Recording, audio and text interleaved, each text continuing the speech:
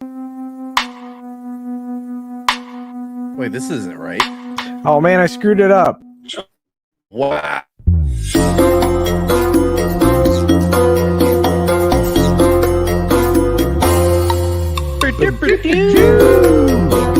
Everybody wanted it. Shaka Khan. Shaka Khan.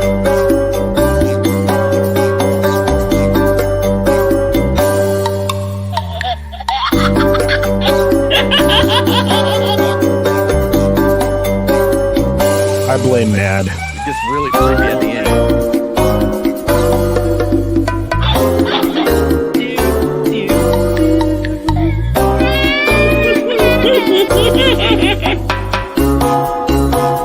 Speaking of the crying baby, Right. Scott's doing well.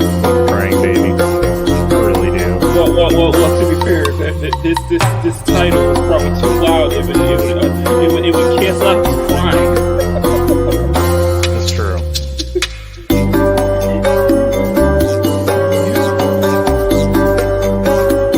How long does this go for?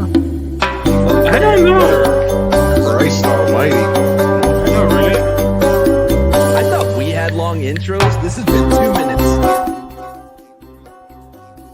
Oh, did Now somebody just figure out how to Well, turn now it down? That's nice and low now. Okay. A Sporky News podcast At production. least on Street Smarts, which you can see every Wednesday and Saturday at 3 p.m. Central, we only have one intro, not multiple intros. Well, to be fair, Scott needs multiple intros. Scott is a big channel. Scott's a big deal on TikTok. And he's got to overcompensate for those balls. Who is that? Well, that's Red Your Game. mother. Your mother. Oh.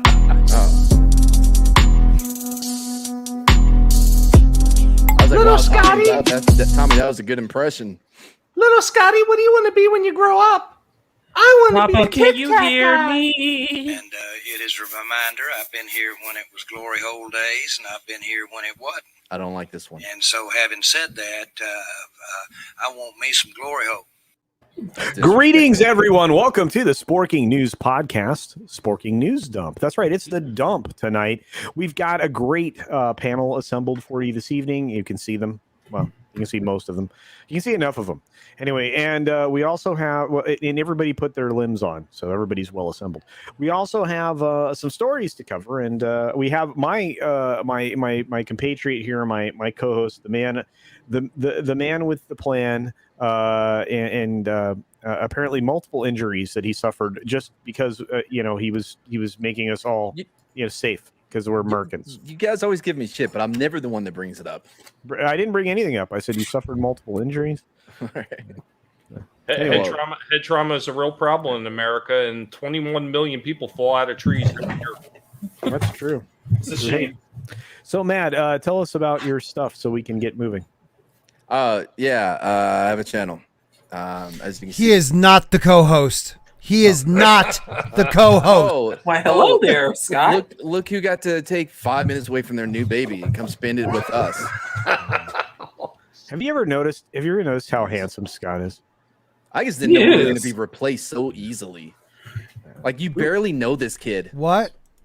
So, guys, we got a great show for you tonight. Damaj and I is in the chat doing a pimp raid for everybody. Dude, I will be backstage here and there, in and out. And I should put him back in, I guess. See, if you want to come on, let us know. We can yeah. let you on. Yeah, I guess I have no Damaj- control over this anymore. Yeah, invite everybody. No, Damaj and I is always welcome. That's what I just said. You know that. Makani, I love you.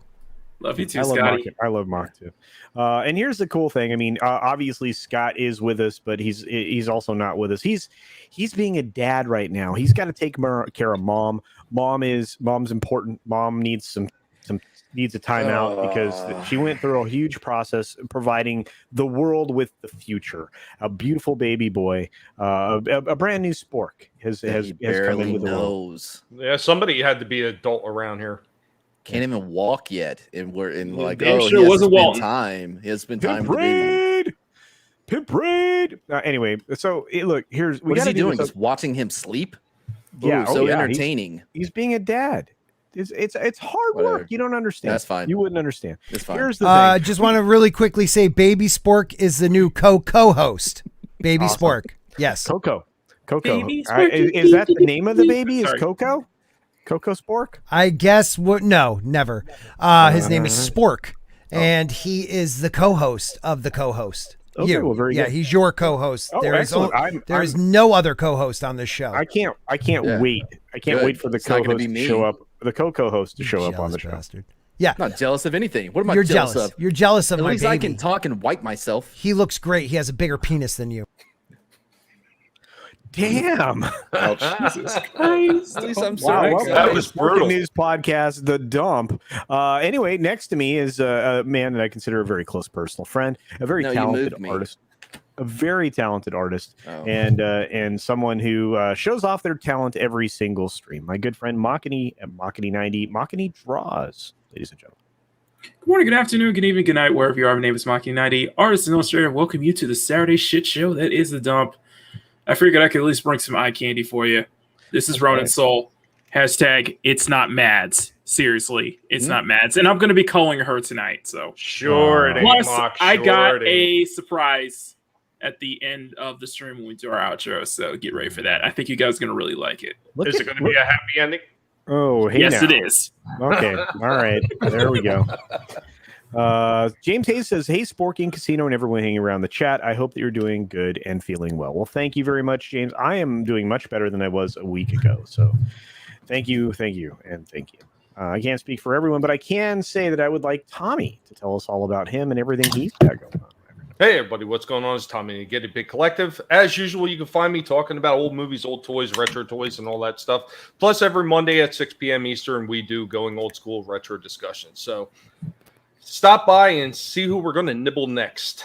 Oh, man, I just did one recently. I just found some like really cool footage of what Disney expects their Star Wars fans to be. And I just put that up on the channel earlier today, man. I can't help laughing every time I look at it. It's just so ridiculous. Did I get skipped? No, Scott made sure you got your intro. No, and then I last didn't get to tell you about Mad. And then last but not least is a man of many talents, someone with an incredible voice, great editing skills, and writing chops that he should be very proud of, because I hold in my formerly nicotine-stained fingers Sunsworn, which is an incredible not book. mine. Wait a minute. I don't have that yet. Yeah, You get it. You get it and read it. I want to read it. Anyway. I do have this though. Oh, I have that too. Look at how cool well, that is. Scott, you didn't hear that you got cut from the that Oh, issue. don't bring up cutting. Don't bring up cutting with me.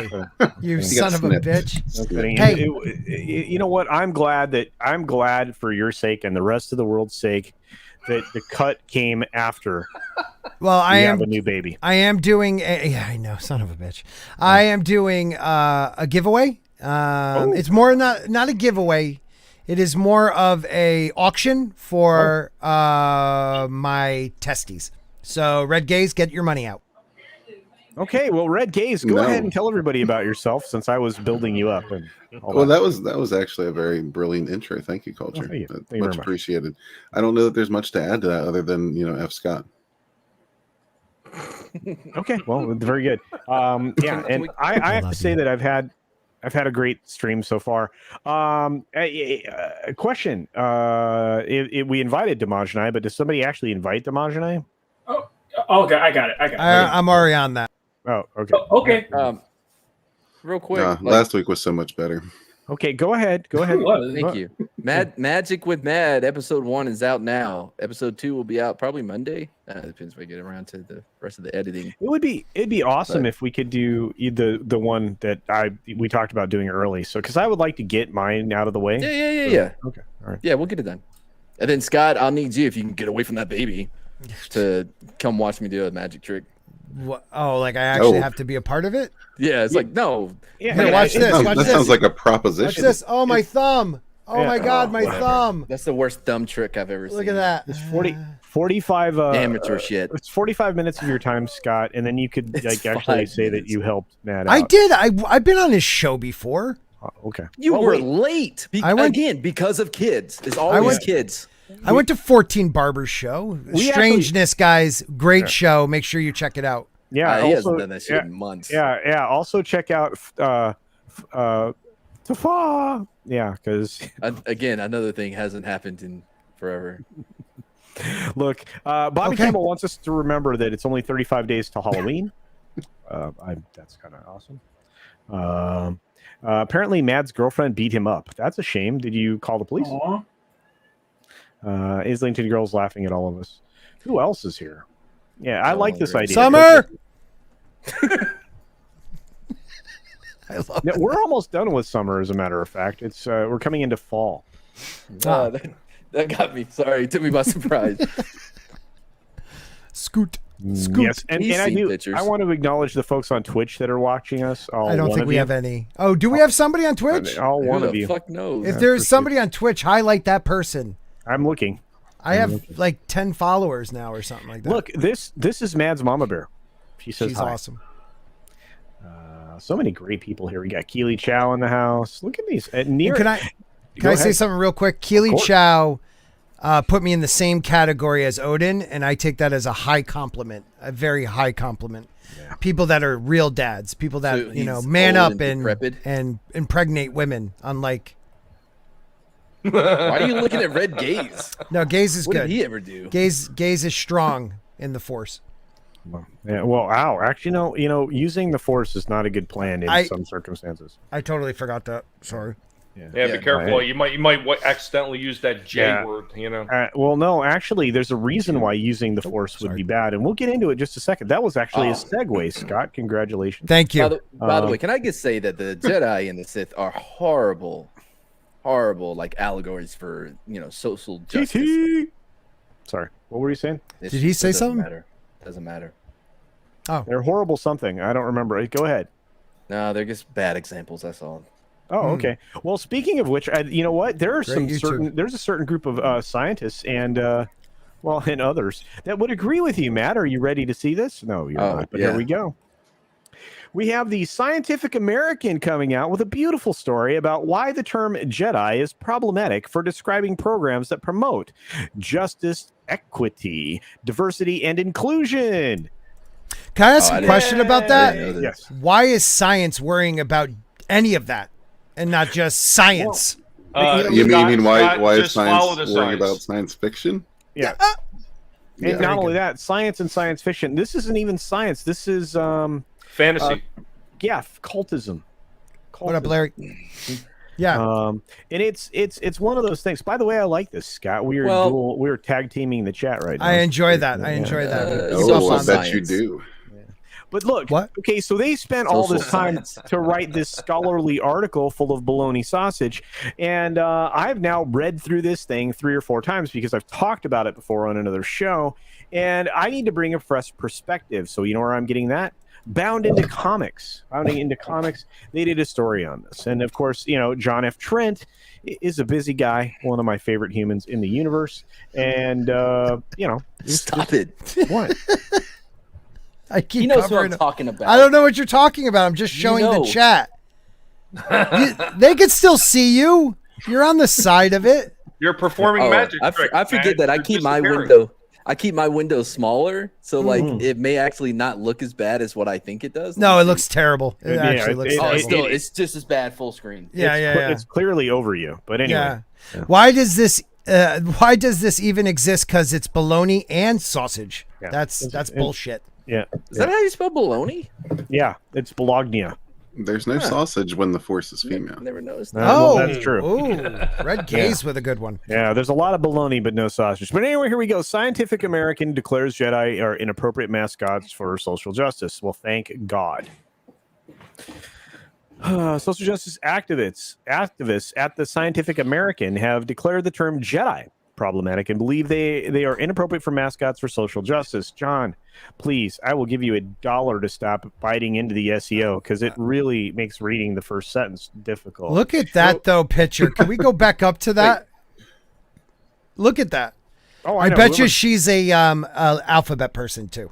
Real quick, I had no problem reading the first sentence. Second, oh, I'm sorry. Is that in your way? second thing is Mad says it looks great. I'm a little confused if it's a mascot or if it's an acronym. Right. Well, mascot is very problematic in my point of view. Like, why do you want to be a mascot for anything? A rah-rah person? Like, that makes no sense. If it's like a team now we're doing? Are they actually admitting they're teams that you have to have a mascot for? It's ridiculous. Redunk.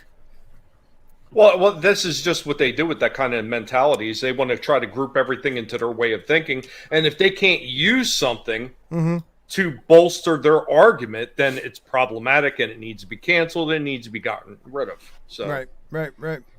What up, Tim Possible? How you doing? Sorry about that. What up? Mark. Well, no, I was just gonna put up this because. Yeah. Yep. That is Mads. Yep. All right, here we go. I'm going to read the story now. Yeah, let's do it now. Sorry about that. Been waiting. No, it's fine. J.W. Hammond, Sarah E. Brownell, Nita A. Kedharnath, oh my gosh, and Susan J. Chang, and W. Carson Boyd penned an article. God dang it, how many freaking people do you need to write one damn thing? That's important. Look at this. You know what, Culture? I One just thing. want to say this, though. Thank God that you were here to read that. Because if Walton was here, I he was would have thinking been the same thing. stumbling all over every one of those names. Yeah, True, well, that is true. He tends to butcher words. You know, for a writer. Anyway, in the article, they noted He's a writer? Yeah, he wrote. He's like in the. I think he's doing another book. I know he does some sci-fi stuff, like on butcher paper. He's got like rolls of butcher paper. He gets paid like Dude, a penny a word or something. L. Ron Hubbard? Are you talking about L. Ron Hubbard? No, Stephen Walton. Close though. Close. No, that's an L. Ron Hubbard story. In fact, I think you heard it from me, mother. What? Anyway, in the article, they noted that Jedi is being used as an acronym to stand for Justice, Equity, Diversity, and Inclusion. However, they take issue with the acronym. They don't like this, by the way, because of its associations with the Jedi of the Star Wars universe. Okay, well, let's find out why. They specifically claim the Jedi are inappropriate mascots for social justice. Well, thank you again for that. As for why, they immediately point to race. They are a religious order of intergalactic police monks prone to white saviorism and toxically masculine approaches to conflict resolution, including violent duels with phallic lightsabers, gaslighting by means of the Jedi mind tricks, etc. Yes, Scotty. Isn't that what you guys do nowadays? Well, you have a valid point there, man. But when you go back to the, let's go back to the prequel. The prequels, aren't there only 2 white dudes and only one of them is actually on the council? You have Obi-Wan Kenobi on the council. The rest are aliens, and you have a black dude as Mace Windu. Mace Windu. So was Obi-Wan on the council? And in the second movie. I think in the second one he made it onto the council. Qui-Gon, who was a white guy, never made it onto the council because of his, because he they wouldn't let the toxic white boy on the council. And to be fair, he was trying to be a Jedi Master. And now this I don't remember. Was the guy who was before Qui-Gon, was he ever on the council? The one that they created the clone army in his name? Sifo-Dyas.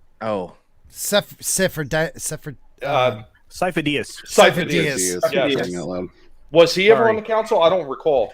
Master Sifo-Dyas died during an off-world adventure. He was. I'm assuming yes, but somebody in the chat will know. TT, do you know if he was on the council? And was Dooku on the council? That's a good question. Granted, yes, I'm sorry, they had a couple white toking dudes, but that was like a very small percentage of the rest of them. Yeah, they were aliens. Were very alien. Yeah, they did not look like, So like I feel like Yoda is like the exact opposite of a straight white male. Yeah. If he saves, like, if he is the savior in some scenario, is it still a white? Finish that. You well, I was going to, but like people pop up pictures randomly. Well, you got to be able to keep going with it, man. This is production. No. Yeah, this is production. Yep. Doesn't matter. Whatever. I was just making a point. Okay. Anyways, that's great, YouTube, everybody. No, but turning this phrase into white saviorism, you're saying 1%, maybe 2% of the council is actually white. So now you're projecting your views onto a group of diverse people. Yeah, this article, if you read the whole article yourself, and don't, but if you do, you will not only lose brain cells and levels of intellect unmatched by almost any other thing you've read this week. Yeah. I actually have the counter for this, right? Oh, so the other members of the council are all coded white. So even though they are an alien, they're coded white. Like white adjacent? Like white Hispanic? Like, you know how some characters can be, that's obviously this character was coded black, right? Did we so just they, do that? They can be like white time? Rhodian? We did twice. That was awesome. Yeah. It was like Wait a minute, said that again, Red Gaze? Yeah, they man, were what? say something important. I'm just saying, could they be like white Rhodian? Like white Hispanic? Oh, I was thinking more Asian, because they're white adjacent now. Depends on the week. Yes, that's true. Yeah, that's true. And the narrative. Yes, Obi-Wan was on the council. There's Obi-Wan. like multiple factors you have to go in. No, go Mad. Yeah, go. I mean, Smocky, go. No, you were saying. No. I'm just saying. Yeah, there's like multiple factors that have to come into play. Well, you were saying that there was only a few humans on the council. Actually, there was a few more that you probably didn't realize. Adi Galia was also a human. She was a female. And are we talking at the time of the second episode? Yes. Okay. All right. She was the one that looked like she had like the white dreads. That was actually like a certain type of hairstyle that she had on. Oh. Okay. But it almost made her look alien the way that they did it. And wouldn't you say there would be some that were off world and we never saw them at the council meetings? Yes. There was a lot of them. Yeah. Yeah, because they had a very large council, but they only had up to 12 at any time actually sitting in the council room. But there was a lot more members of the council besides that 12. So. Yeah. James Hayes says, and good to see you, buddy. Cypher Diaz was a member of the Jedi Council, according to Wikipedia. Ayla Sakura was one of the members of the Jedi Council as well. Yeah. Yes. But she never sat. But you never saw her like sitting with the rest of the council members, though. Right. And Larry, great reference to a movie. Love it. And Russians are Asian too, so they're white. But this is the problem I'm having with it. These people, and I'm saying it, they are forcing their ideas and their prejudice on a group that has nothing. Like, I'm sorry, there could be 5 humans. We're saying humans, not even white people. Humans on the council. They're still not a large percentage. They don't have a majority. So how are you going to say they're actually... So now you're saying that these other creatures, these other aliens are allowing the humans, the white ones, maybe the 3 of them, to impose their will on the whole Jedi Council? That's ridiculous, man. Let's read more of this all right, to get more context. Like we absolutely. Need we need more context. What's up, Thomas? You will... wait a minute. I got to respond. I put in my RSVP to the Geeks and Gamers. I will be there on Friday. So I will give you the biggest, sloppiest hug. RESVECT. Yeah. Oh, no, that's not it. Anyway, the That's Jedi... GAY is what you're looking for. Yes. Mm-hmm. The Jedi... Can I read now? Yes. Sorry. I'm just kidding. Yes, Principal. The Jedi... No, he's about to read. Can you guys give him a second? I love you guys. Oh, you know what? Pretty soon it's just going to be me in here. The Jedi are... No, it's funny until he starts kicking people. The Jedi are also an exclusionary cult, membership to which is partly predicated on the possession of heightened psychic and physical abilities, or force sensitivity, they add. Oh, wow. Well, thank you. By the way, this Star Wars comic, one of my faves. First off, it's unclear why the Jedi, being a religious order, is wrong. What happened? There we go.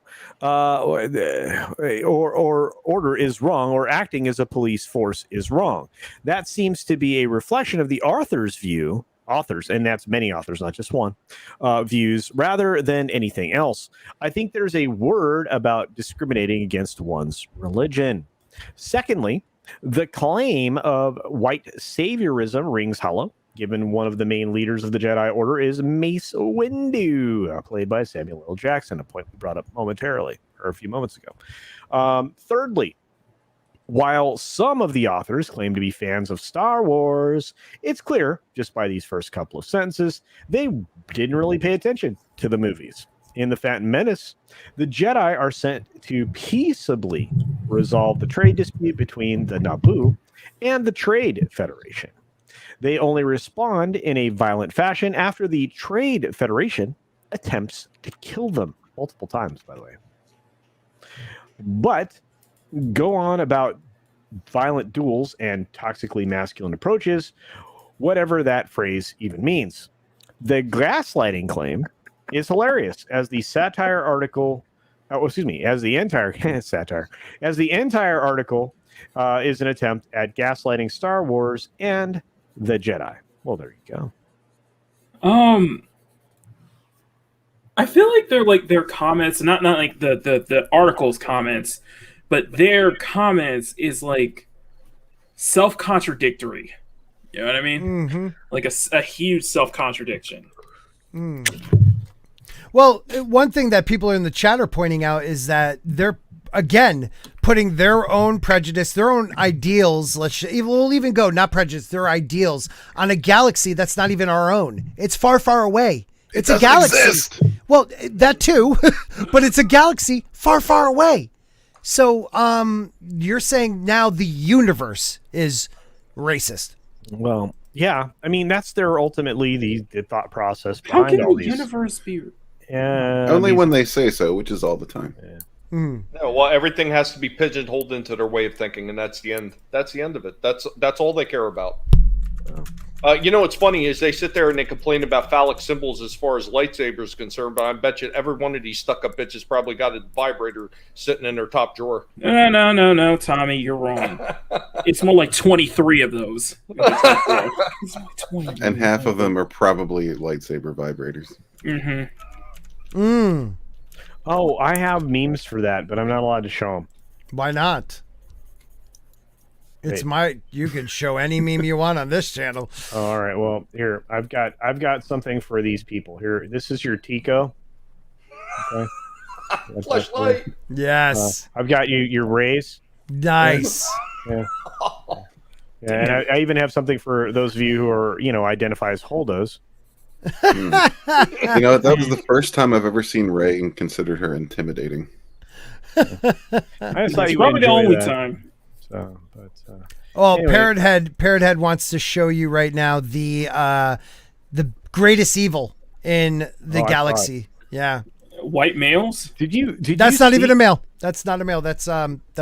I mean, are you sure? That's Hillary. Yeah, we can't even say her name. It's more like Voldemort. She's Voldemort. Yes. Hillary.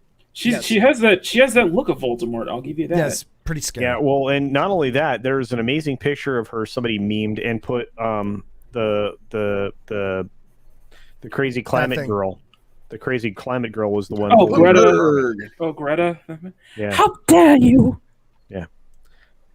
How dare you? Yeah. Oh, memes of destruct. Memes of destruction is here for $4.99. He says, "Hi, friends. I thought it was in reference to a social justice acronym. The order was often used as generals, then peacekeepers. Be wary who you follow." Always. Well, I mean that's the thing about the Jedi Order. That's all they originally were. Is they were peacekeepers. Right. They didn't become generals until the actual war started. And then what happened? They collapsed.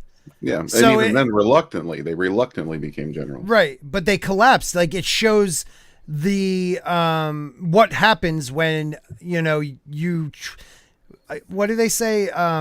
Not absolute power, not that saying, but like the road to hell is paved in good intentions. Yeah, and that's kind of what they were. It's the road to hell is paved in social justice and virtue signaling. But yeah. Oh damn! Yes. You are right. Yeah, you got to be really careful with the double-bladed lightsaber. It's true. Using it for alternate purposes. I'm just saying. Actually, look, he's right. That they're using them. Continuing on. Was that the one they used in Requiem? I don't think anybody. Yeah, I have a dream. Yeah, I know. I don't want to go that far because it hurts. That movie. All right. So after making these ridiculous claims, they go on to make some more because they weren't done yet. Naturally. Of course they will. Strikingly, force-wielding talents are narratively explained in Star Wars, not merely in spiritual terms, but also in ableist and eugenic ones. Da, da, da, da. Wow. These supernatural powers are naturalized as biological hereditary attributes. You could not be more wrong. Yeah, and tell them why. Wrong. Have you? This wrong, is something wrong, George wrong, created wrong. called You're the wrong. midichlorians, and the midichlorians are managed by the. I want to get this right. The wills. Yes, the wills. Yep. Yeah. So ultimately, the midichlorians are the forces in everything, in everyone. You silly, non-scientific, non-knowledge possessing humans. Yep. Again, I thought their problem was that it's used as an acronym. Or it was ableist. It's not that it's used as an acronym. It's because of That's what it's called. The article is literally called "Jedi is not an appropriate acronym." What does the acronym Jedi stand for? Is it? That's not Justice, an acronym, is it? Equity, diversity, and inclusion. I am so confused now. They really. Okay, regardless of whether or not someone's using it as an acronym, and that's what they're complaining about, they're still taking it back to the Star Wars universe to say this is why it's inappropriate, which is retarded. Well, but then aren't we saying that they're appropriating somebody else's ideas and culture? Yeah, somebody appropriated the term Jedi to outline their crazy political whack jobby cult, and these people are saying you can't want to put the crazy this stuff on top of our crazy wackadoodle cult because it represents a fictional cult that we hate. Except the Jedi can be seen as an acronym. Well, I mean, it can be. Think about it. Justice. Hang on. No, hang on. Right. Justice, equality, diversity, and inclusion. No, they don't say equality. They want equity. No. I know, Tommy. That's why I changed it to equality. Why can't they just use equity? Just like change it up a bit. You're stealing somebody's intellectual property by using Jedi as an acronym. Yeah, well, they're fine with that. The other way around. You could have used that, then I'd be like, okay, then this article didn't need to exist. Yeah, they could put Die J or something on there. That would sound a lot better to me. Yeah, that sounds personal. Was that an attack on Drunk 3PO? That was an attack on J.J. Abrams. Yeah, I thought so too. If you rearrange the letters, it could be edgy. Ooh. Yeah. Dedge. Anyway, I don't Edge care. Lords. No, not even close. So it is that force potential is framed as dynastic property of noble bloodlines. For example, the Skywalker dynasty. You are full of craptasticness. Yeah, that's not even true because and force disparities are rendered innate physical properties measurable via midichlorian counts, not unlike a force genetics test. This is one of those things where I think I wish we had Demogenite here for this, but yeah, no. Where is Demogenite? He can't join us tonight. Oh, I'm sad. He's awesome. Well, anyway, no, because Jedi, you don't have to be a Jedi to have force powers, and anyone can have force powers, and even the most unknown person can have force powers, or it can be force sensitive. Cough, Finn. Well, there were, matter of fact, one of the EU novels I'm reading right now, they talked about that very same thing. It was a planet called Anison that was on the verge of seceding from the Republic. Mm-hmm. And Anakin, Obi-Wan, Barriss Offee, and Luminary Unduli are sent to this planet to actually try to negotiate terms so that they stay within the Republic. And one of the natives on the planet who, by all means, shouldn't be able to control the Force because he's not a very smart guy. He's able to a small degree to be able to manipulate the Force around him, even though he's had absolutely zero training. So the fact that they say it has to be through a bloodline or a dynasty, it's absolute bullshit. Categorically false. Yes, it is. And they could have solved all of this if they just stuck with the idea that Rey was nobody. But anyways, because it really is their fault now. It wasn't even really George's fault, because George in the original trilogy made it more of a mystical and magical idea, a religious thing. That's how you use the Force. It flowed through everything. But before the Republic fell, there was science, and the science explained it. Like, some people hated that. I took that as the idea of, like, the Renaissance and then back into, the Dark Age, which wasn't that dark, but still, like the idea of you have the explanation, you have knowledge, but then it's destroyed by this imperial government that we can, if you were saying this about the imperial, powers, I would understand that, but you're not. You're saying this about the peacekeepers that wanted inclusivity as their main agenda of peace. Like, these people they reach so much, and I just don't understand why scientific America is dealing with this. Oh my God, they must have had nothing to write about. You know what, Scott? I mean, one of the things about the prequels is a lot of people got pissed off about the midichlorian thing and like, oh, I don't even know where that came from. But technically, if you paid attention to what Obi-Wan Kenobi said in the first movie, he says that the living force is all around us. It's in everything. Right. So the midichlorians was just a way to describe how it could be everywhere. Yeah, and midichlorian count was elevated in people who were force sensitive and the ability to control the force. Right. Yeah. But what I always saw it as, and the way I can justify midichlorians, is because in those first three movies, before the Empire takes over, before the collapse of pretty much society, they had knowledge of this. And even though you still had the one person, like, him and Yoda were the only ones left, they decided to teach it as more of a mystical and magical thing than explaining the counts of midichlorians. That's all it really is. It's kind of what Thor says, on your planet, you call it magic, and and here they call it science. They call it science. On Asgard, it's one and the same. It's one and the same. And that's really what we're trying to say here. These people are douches.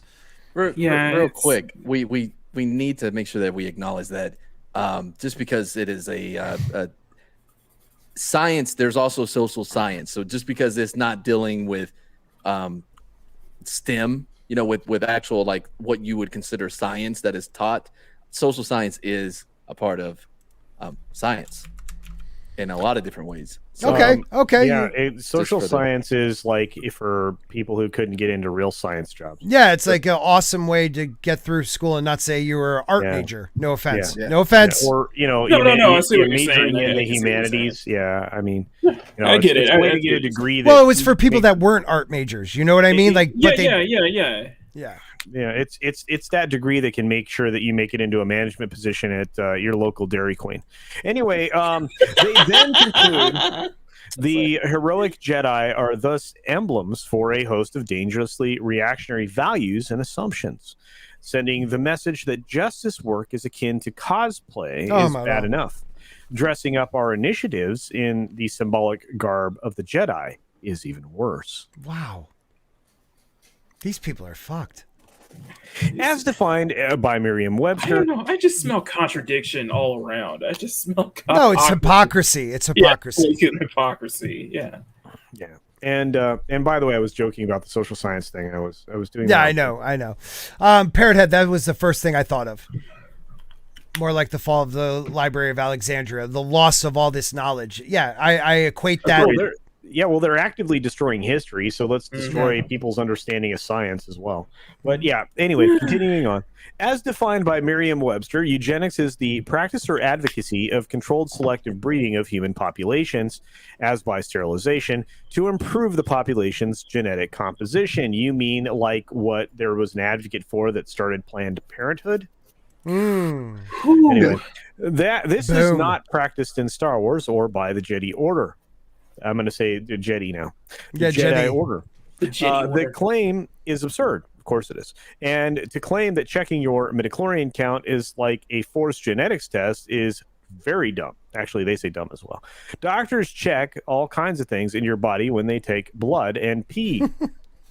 I'm sorry, Riggs. So going as a Jedi this year for Halloween. That is, I think we all should. We all should. Go as a Jedi. And make sure you have the acronym on your back. Right, and if I'm sorry, if you're black, go whiteface. You'll get away with it. Don't worry about it. Go whiteface. Do it, man. Just Don't worry, do it. Scott. I'm writing it all down. I love it, baby. Anyway. Okay.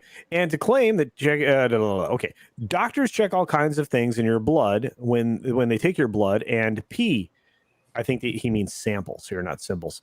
And no sane person is comparing those to eugenics or ableism. No shit. Well, no one is comparing them except y'all are. They are these crazy people who think they're scientists anyway. Right. Not only are the Jedi problematic in their minds. Here we go. But they claim Star Wars has a problematic cultural legacy. Fuck them. Yeah. I am so sick of this word problematic. I am so sick of that word. Yeah, it is very problematic of a word. Mm-hmm. I mean, the slave Leia thing, okay? We don't even have to read this part. Okay. She was meant to be, sexualized. She was meant to be treated that way because she was a slave of a gangster, Jabba the Hutt. And hang on a second, Scott, hang on. And you know what happened?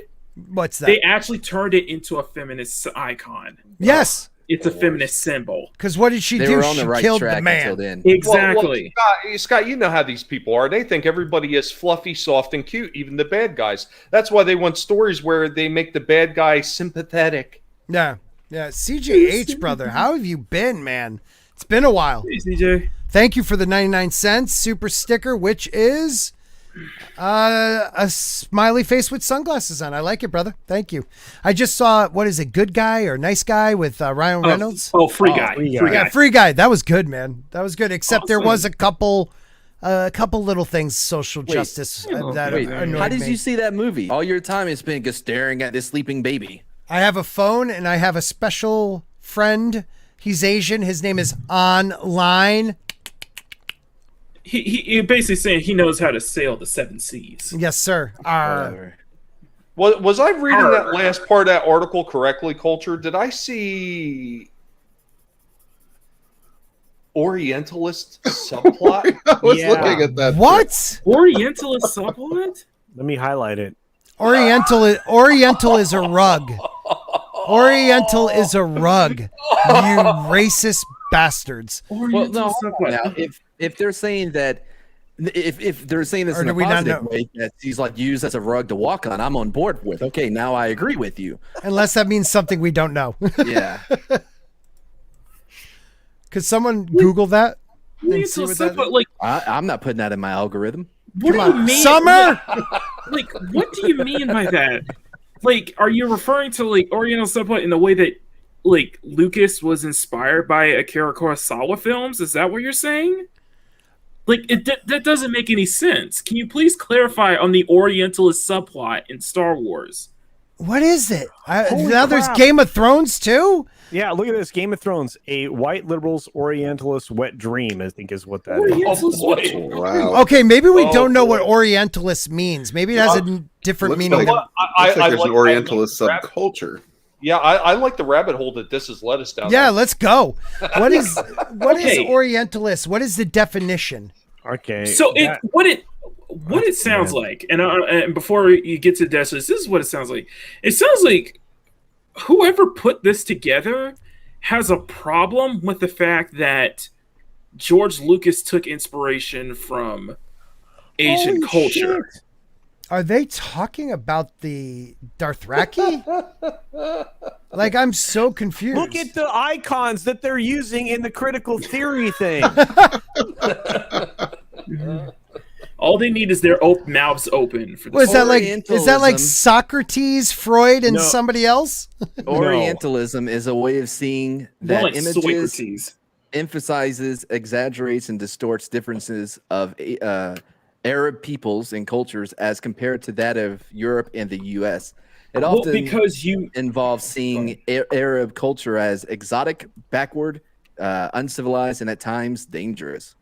Why? Okay, They so- are dangerous. So what they are, first of all, Arabic, which is Middle Eastern, but I guess that is not. That was Well, the part of they Asia? always Defin- lump- that was the Okay, definition okay, from the thing Webster. is- It was Arab. That's what it said. I wasn't Okay. making The that thing up. is, Scott, Yeah, is man. that they always do this. Mhm. They always lump because they get it. Middle East it's a part of Asia, so Right. they'll always lump Middle Eastern or Arabs as Asian because Right. they're too afraid to say Middle Eastern or Right, Arabic. but this is the problem. They're talking about here, this article about Game of Thrones. They aren't Arabic. They are Dothraki. They are horse lords. They own the Dothraki Sea since the fall of Valyria. So they are like the dominant culture, which is, yes, they're kind of backwards in their culture, or if from like an outsider looking in, but they're the most dominant culture in Essos. So you're trying to tell me that the most dominant culture is this Orientalist wet dream of a white man something? All I'm getting from this is apparently these scientists look at Jabba the Hutt and automatically think Arab. Yeah, and that's racist. Quite. No, you He's think Jabba the definitely Hutt, you think of he is gangster, you definitely think of a mafia Norwegian. boss. He's Norwegian. I always He's not thought he was Italian. Italian. I did too. Yeah, I you did know, yeah, that's too. what I thought. That was the inspiration was Italian mafia bosses. It Yeah. is. It is. Oh, Um, you know what memes? Alaikum. Wow, memes. You're being intentionally a provocateur. It's not. It's critical theory done correctly, which it has never been. May be useful somewhere, but not in schools and not teaching Man. children the wrong. You are wrong kowtowing ideas. right now, Scott. I'm trying so hard. Well, Culture stepped on a really good joke I had, but Oh, okay. What is it? Go. nah, it's was fine. it? It's too late now. It's too late now. I got a great joke. Ready? You had a joke? This one's for Mad's Mama Bear. What is a pirate's favorite letter? Oh God, you It's dad R, jokes. dude. This is an R- old no. ass joke. No, it's not R. They love the high C's. That's not a letter. C's are letter No, C. no. What's their Get off the favorite note? stage. What's their favorite note? Doe. No, high C. Ray. Oh God. Mi fa sol la dia. Oh, why am I still highlighting myself? Oh God, you did it at the same time again. What are we doing? I gotcha. Oh my God. Look who's up! Toxic Man Flu. I would hope Dick's Dick's Division. Division, right? For $5. Well, when George finishes the next book, he can address these kind of critical theories. That's fucked up, man. Thanks a lot. Yeah, it would be interesting. So yeah, since George isn't going to finish the next book, I don't think we'll ever Yeah. know if it's an Oh, I thought you referred to Orientalist George or- Lucas. I was like, or not. oh, No, no, I'll never be R.R. addressed. Martin. you're all Orientalists. That's probably true. Winter is only okay. coming in your mind. Who doesn't like a hot Asian? Clearly, these arguments are getting more and more absurd, drawing and one. it's even more obvious they didn't watch the films. The guy who captures Princess Leia for trying to free Han Solo from his clutches is Jabba the Hutt, an evil gangster. He dresses her up as a trophy to be displayed, showing off his power. Yes. However, by the end of the story, it's Leia killing the gangster with a chain that Hutt bound her with. Oh wow, that is a, what do you call that? Irony. That's the Irony. word. Yes. some call that Yes. irony. Some call that kinky. I call Yeah. it make believe. As That wouldn't have for- happened. And this is where I trust John, by the way. He says, as for an Orientalist subplot, are they claiming that Jabba the Hutt is supposed to be Arab because he happens to be based on Tatooine? Right. If so, it makes no sense because that's where Luke Skywalker was raised too. He's token white. And they have the gall to accuse Star Wars of racism. Wait a minute. He's smoking a hookah. He has to be from the Middle East. Real quick, I agree. Real quick, Luke was brought there. He was brought to the planet. He wasn't born there. His people aren't from there. That's true. Well, Yeah, No, no, his father is from there.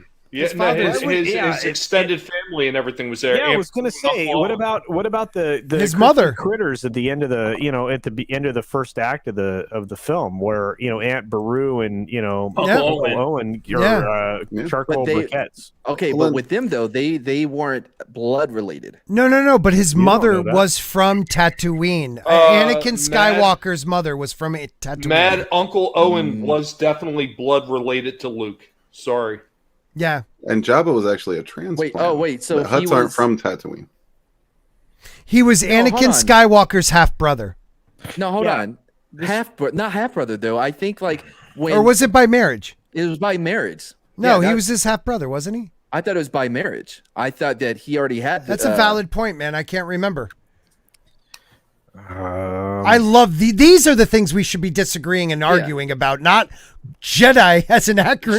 So wait a minute. If he's a half brother, he's still not a relative. Is that No, what but you said No. blood, so that's what he was just trying well, to clarify. it would still be by blood by no, it wouldn't be. Shmi. By Shmi, yes. it if would that be. was her son, we're Right, saying, but is that her yes, son? Yes. Okay, that's what I thought. Owen was her stepson. son by another marriage because after she winds up leaving the services of Watto, she meets somebody, Right. and she gets married, and she has a family of her own. That's Anakin's half brother. Okay. Yeah, see, I thought that would be her stepson because like he's stepbrother. He older- was not older than Shmi's Anakin. stepbrother. Almost. Yeah, is it stepbrother? Yeah, It's stepbrother. It doesn't even matter. There I know, there I are white people never thought on of it freaking before. Tatooine. There's people of all races on Tatooine. We don't know who the actual natural Kind of- people of kind of- Tatooine are. It's got kind of like there are races on this planet. They're all different races. yeah, I Oh, know. wow. Scott, That's I the think you worst. kind of hit the nail on the head. Yeah, man. I think we solved the problem. Please. Is that there's white people in Star Wars. Yeah, That's not the only problem. that, That's definitely here's a the other problem. problem. These guys that wrote the article in Scientific American are crazy. CJH back me up. Can I just say hello to Lindsay, the Cynical Geek, one of my newest channel members, or by the not way. channel, newest subscribers. I'm sorry. Thank you Yeah, very yeah. much Oh, for being really? here. She's been Yeah, subscribed to us and for a Lindsay, while. Lindsay is Yeah, very she's talented. awesome. She's very Hi, talented Lindsay. voice actress. I did a script reading with her. Oh, awesome. Yeah, we did the 1983 version of Batman.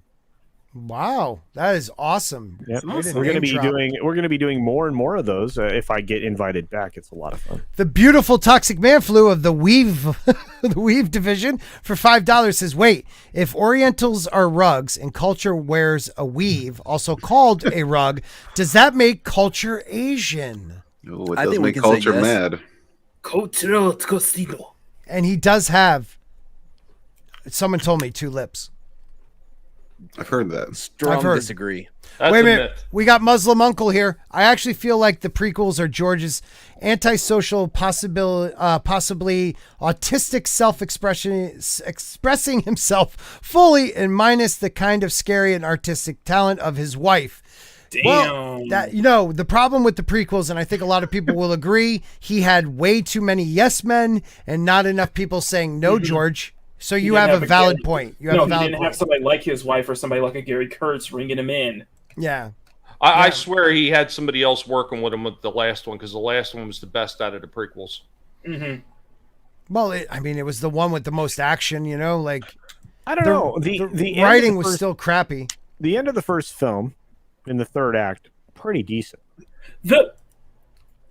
I'm probably gonna be the wrong opinion on this one, but I honestly think one of the best things about episode 1 is the world building. Mm-hmm. Well, I yeah, actually think mean, they did a great job of the world, but yeah, it delved into politics within the universe, and that's where it got boring. But it was still intriguing. In some ways, it was still intriguing because it was setting up the world building and setting up everything that followed it. I think they were also hampered in, and again, no hate towards him, but like a kid actor holding Right. such a huge moment, like That's Iconic, true. iconic. Yeah, like Yeah, that it's is way just too much for a kid actor. It's way too much. He Yeah. was There. way too young. He was way too Yeah. young. I mean, if you really think about it, he was probably at least 10 years younger. I don't care what they try to pull off Padme as. He looked 10 years younger way than her. too, yeah, A lot, Which I'm even like, more way than too that. young to be. Are you an angel? Yeah. Oh God, that Can I poor be inside kid. of you? That poor kid. I don't know. What else do we got going? Culture. I don't know. Are we done with this one? Anybody else have anything else to say about your I mean, it's racist just Jedi? stupid. It's I just just- stupid, and if for once I actually agree with these. I don't know what to call them, but I agree with these people. Yeah, Jedi is not an acronym for justice, equity, diversity, inclusion. I actually well, it agree shouldn't with be that. used Thank as you one for that. either. It shouldn't be used as it either. So yeah, I agree. I'm with Machina. I agree with them 100% on everything they said. I am Heinz 57, by the way. That's very true. Padme was a cradle robber. Yes. Martin Muses. Yes. Very true. Mm-hmm. Yeah, but again, I'm sure they can find a way to blame it on Anakin. You guys are reading, George R.R. Martin's books, and you don't think there's cradle robbing going on in that? Oh, that's dirty. It's dirty. I mean, there's a lot of it. Also, I mean, there's a girl who's like 16 or 17 marrying like a 7-year-old king. So that's pretty hot. But what? In Game of Thrones, in the A Song of Ice and Fire books, the king right now is like 7. He cares mostly about his cat Sir Pounce, and is going to be married to a girl who's like one of the sexiest women in the world of A Song of Ice and Fire. So good for him. God bless him. And I loved Coruscant, by the way. It's one of in the many campaigns that I played in the role-playing game version of Star Wars. I loved starting on Coruscant. Hey, thank you for that. Yeah, well, I mean, Lindsay called it, so I wanted to show it. That is gorgeous, man. Yeah. And that's going to be a potential future sticker too. Oh yeah, my goodness! I want that one. Dude. I want that one. I want one of those with my face on it. By the way, I have a sticker reveal. I have a reveal at the end of this stream. So stay tuned, guys. Ooh. Hello, the beautiful Miss Martin Muses. How are you? I don't know what the F you're talking about, but a lot of things are crazy right now. So thank you for being here, my friend. Yeah, but mostly in Australia. TT, how are crazy things in Australia? Shouts our Aussie boys. Not just the McCabes, but also the full Aussie, Raging, Lethal, and Linden. Dude, Raging put out an awesome video the other day. It is, I will get it right now. I'm going to put it in the link in the chat. I mean, I was one of my favorite Raging Rhino videos, so please make sure you guys check it out. I love when Rhino puts out. Oh, dude, he is you such have a to slut. highlight Lindsay's comment. We have a super chat. Storyman Jack for $5 says Nana Zombie is done and ready to upload. Woo! Working on a story called Shift, a dimensional story where AOC is the head of the ACP. Oh, that's horror for sure. That's a definite horror. Let me tell you, Storyman Jack is going to give us one story a day for the month of October. That's crazy. In the horror line. I cannot be more excited about this. Well, I tell you what, anything involving AOC is probably horror. Well, I was going to say that, and if he centers around the Biden administration, he's got a hit on his hand. Well, Hillary's got her hands full with graduating classes or something. I don't know. Yes, the narrative is fucked.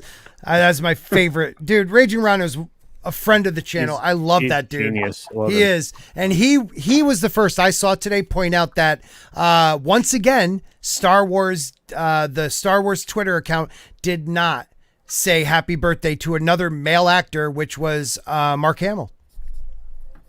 Star Wars talking about Star to be fair, let me start yawning over that one, Scott. Yeah, right? I can care less about Mark Hamill. That guy can go drown in a ditch. I hear you. All right, culture. Are you ever going to highlight that Lindsay chat? Where is it? Lindsay said something nice about you, probably. Yes, she did. I was going to read A Song of Ice and Fire until I realized George will never finish the books. He's going to finish. I'll never see a proper ending to Game of Thrones. He's going to finish it. And that makes me sad. He will finish it. Do not listen to Gary. Don't listen to Midnight's Edge. Jayne Theory screaming right now. Yes, Jayne and I are holding on. Hold on for one more day. I know that there is pain, but I love how hopeful you are, Scott. It's so I love the wondrous. optimism. It's just I don't. This is going to damage you. Why do you do this to yourself? I already cut my balls off, so it doesn't matter. He's going to be old and gray, and he's still going to be saying that book is coming out. Like no. He's going to be on. Scott George has been dead for 20 years. He's going to be on his deathbed. His kids have all his work. They're going to do it. Monkey Jeebus says the smartest thing of the day. At a certain age, birthdays are just a countdown. Oh, man, that is true. We could talk about the guy next we were about to speak of. I hope his countdown is sooner than later. Well, speaking of... Whoa. Yeah, he is. He's a vampire. Yeah, let's talk about the final countdown because his brother got his final countdown. He did. And, we got 38 people in the chat. Thank you so much, guys. Yeah. Hit the like, hit the share. Yeah. Thank you for being here. You guys rock. Don't hit each other though. No, hit the like. exactly. Unless you guys are into that. Unless you're into it. Hey, everybody's got a king to each their own. It's consenting. And remember to quit it after. Hey, Nomad. Why are you Nomad now? What? Oh yeah. What was that all about? Wait a minute. What is that? Nomad. I don't like you guys having control of my name. Nomad. That's no crazy. mad left behind. It wasn't me. Storyman Jack for $5. Scott will be on his deathbed. Winds of Winter will be his last words. Yeah, like what was it? What is it? Rosebud. John Adams' last words were like, what did he say? Not Madison. Jefferson lives. Jefferson lives. Mine will be George released the books. I thought it was going to be Rosebud, like in Citizen Kane. Oh, He just You're gonna dropped. be He drops the you're gonna be snow singing globe. that. You're gonna be singing that "Never Gonna Give You Up" song. At the Yeah, last- I'm gonna give you up. You Never can gonna definitely say do that, goodbye. Riggs. Get Rick rolled. Yeah. Oh gosh, don't Rick roll our. Hey, look. Oh wait, no. Yeah, of course it's Toxic Man Flu. Scott is holding on to a hip and like a Democrat holding on to hype like a Democrat holding on to San Francisco still being a beautiful city. No shizzle, my nizzle. The book will come out, guys. Come on, Midnight's Edge After Dark. Get in here. Yeah, you're a boomer. Come on in. You're like King Boomer. I'll just say to Toxic Man Flu, you're probably right. It just hits too close to home for me. Whoops, sorry. George, the CJH. No, I work in the city. That's why. I'm like, yeah. Just make sure you don't step in human poop. Nah. We're getting off. Where I'm at, it's not like that. Oh, that's good. Not George yet. Lucas should probably sue Disney for damages. CGH, I concur. I mean, if we're going to talk about white anything, he did say white slavers. He did. More than once. But I will say this about that, and let's talk a little bit about... Oh, you're going to skip the other one, huh? What other one? there? What other one? The one right above there. There you go. Yeah, I've been replaced apparently by a baby. He's not a he's not a co-host. He's never been a co-host on this show. I don't know how he keeps getting the link to this show. I have to find that out. Because I traveled to high seas. But once baby Spork can hold his head up on his own, replaced. And we'd be all like, "That's a great opinion, there, baby Spork." Yeah. Yeah, I agree with that. Baby Spork. Dun, dun, dun, dun, dun, dun. Baby Spork. Dun, Yeah, dun, that's dun, when you dun, ask the question. You say, "Baby Spork, should we invite Mads back on?" Baby Spork, what do you think about Star Wars? Baby Spork is mad a good YouTuber.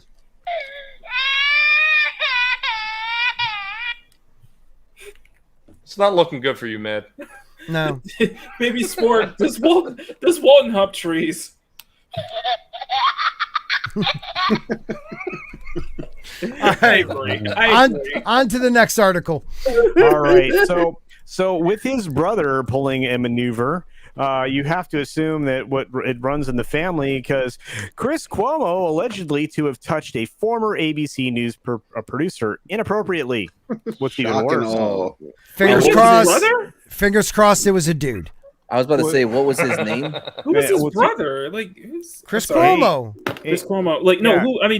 who's His Chris br- Cuomo's brother? Oh, his brother was just a I don't know, a governor of New York. Former, yeah. Oh. Another toucher. Yeah.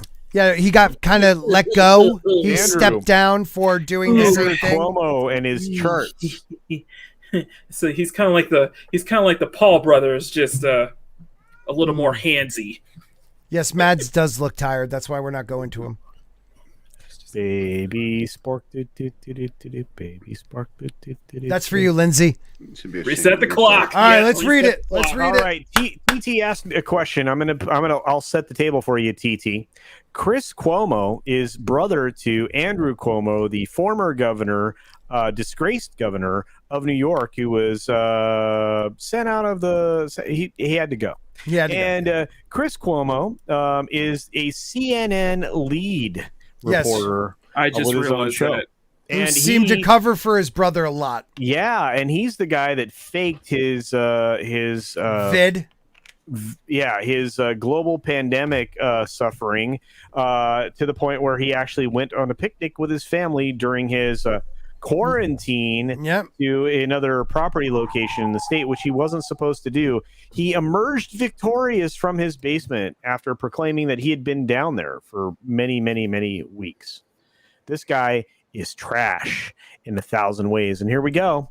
And to real quick to everybody out there, I know you think we'll just talk about the fandom stuff here, but the truth is I also do pop culture. I also do social stuff, and this is important because this stuff gets covered up by mainstream media. So I know the bigger channels can't cover this, so I'll take the hit for covering things like this. Well, I will. And this is a very rare instance, Scott.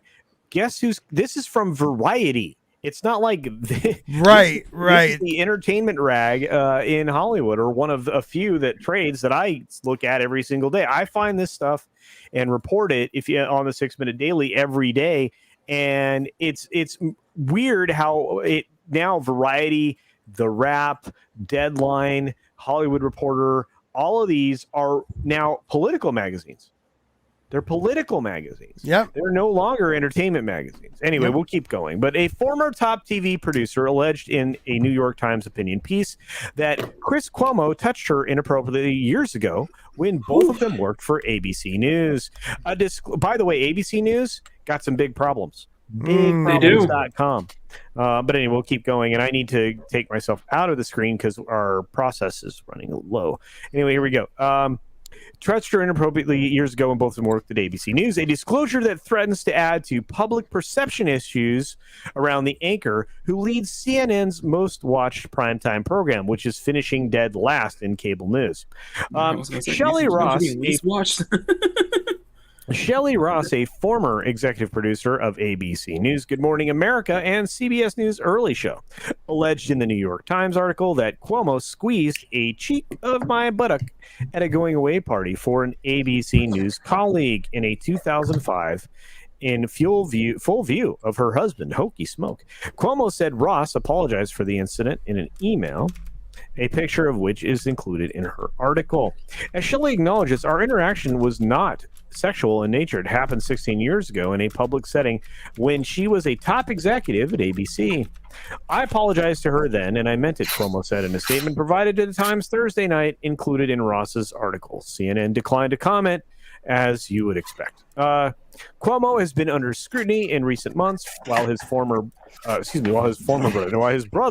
former New York Governor Andrew Cuomo, was being forced out of his role due to a number of allegations of bad behavior with ladies. Chris Cuomo took part in sessions with his brother's staffers as they considered responses to the harassment claims. In other words, you're not supposed to do what he did, so don't do that. Right. It's called conflict of interest times a billion. Mm-hmm. CNN never disciplined the anchor, but acknowledged in May that it was inappropriate to engage in conversations that included members of the governor's staff, which Chris acknowledges. He will not participate in such conversations going forward. Let me say this. This guy apparently has ethical blinders on all the time. Mm-hmm. The ethical blindfold is real with this dude. The Anchor's 9 p.m. show, Cuomo Prime Time, is CNN's top-rated program and is emblematic of a new era at CNN that gives on-air journalists license to offer their perspective and analysis. Yes. Not news. Not news. No. And what you're about to read, the other person from MSNBC had to admit in court that they are not news, that they are they're more of they're entertainment. They're not news. You're talking about MSNBC? Yes, I'm talking about her. I believe it's pronounced MSNBC. Oh, I thought it was MSNPC. Yeah, I'm not ever going to do any of the fun lines from Howard Stern anymore. That was a WNBC. Yeah, because that dude turned into freaking Don Imus when he got old. Has. He's 1,000% the fucking establishment. Anyway, sorry. Idiots.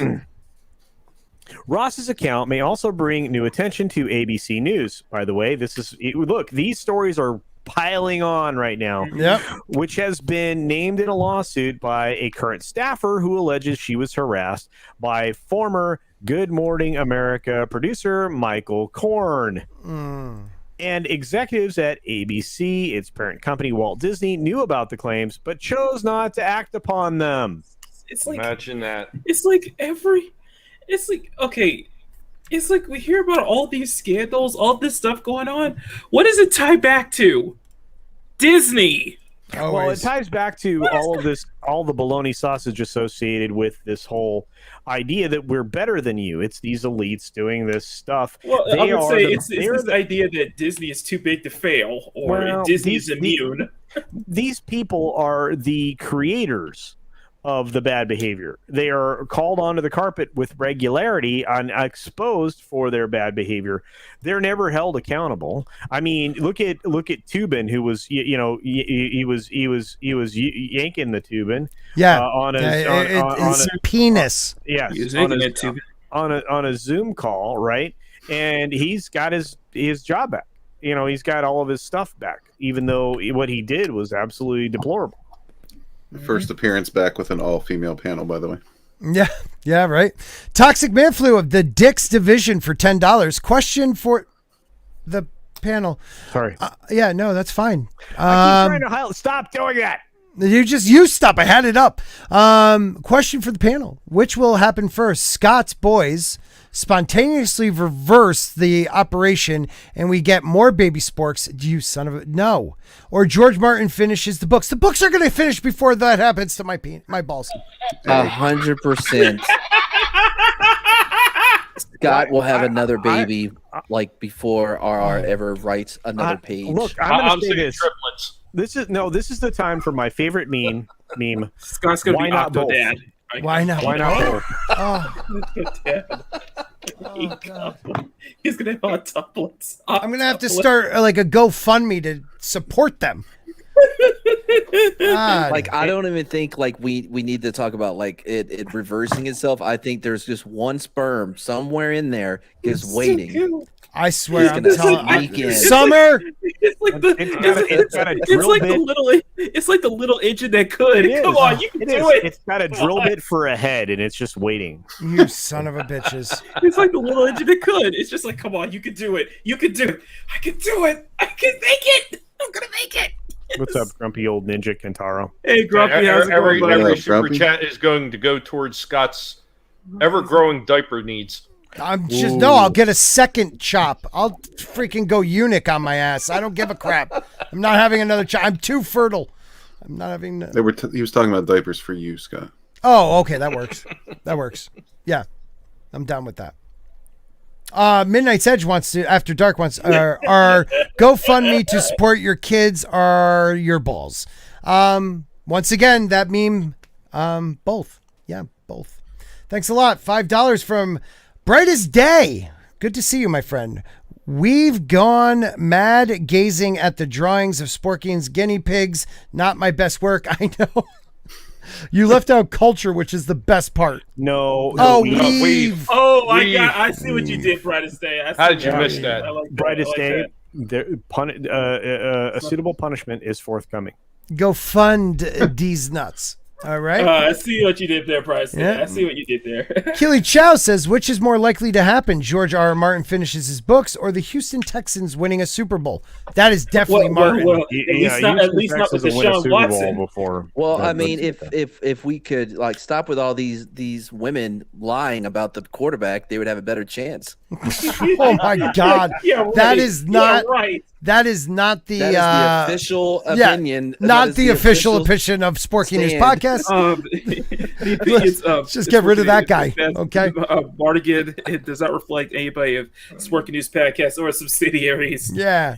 Just saying. The prospect was more believable. The Texans winning a Super Bowl with Deshaun Watson or George R. R. Martin finishing the books. I'm going to go with George R. R. Martin finishing the books being more probable. You're telling me that many women had almost the exact same experience with him? Yeah, right. Well, look, it's sometimes 3 minutes is 3 minutes, and it doesn't matter what you do.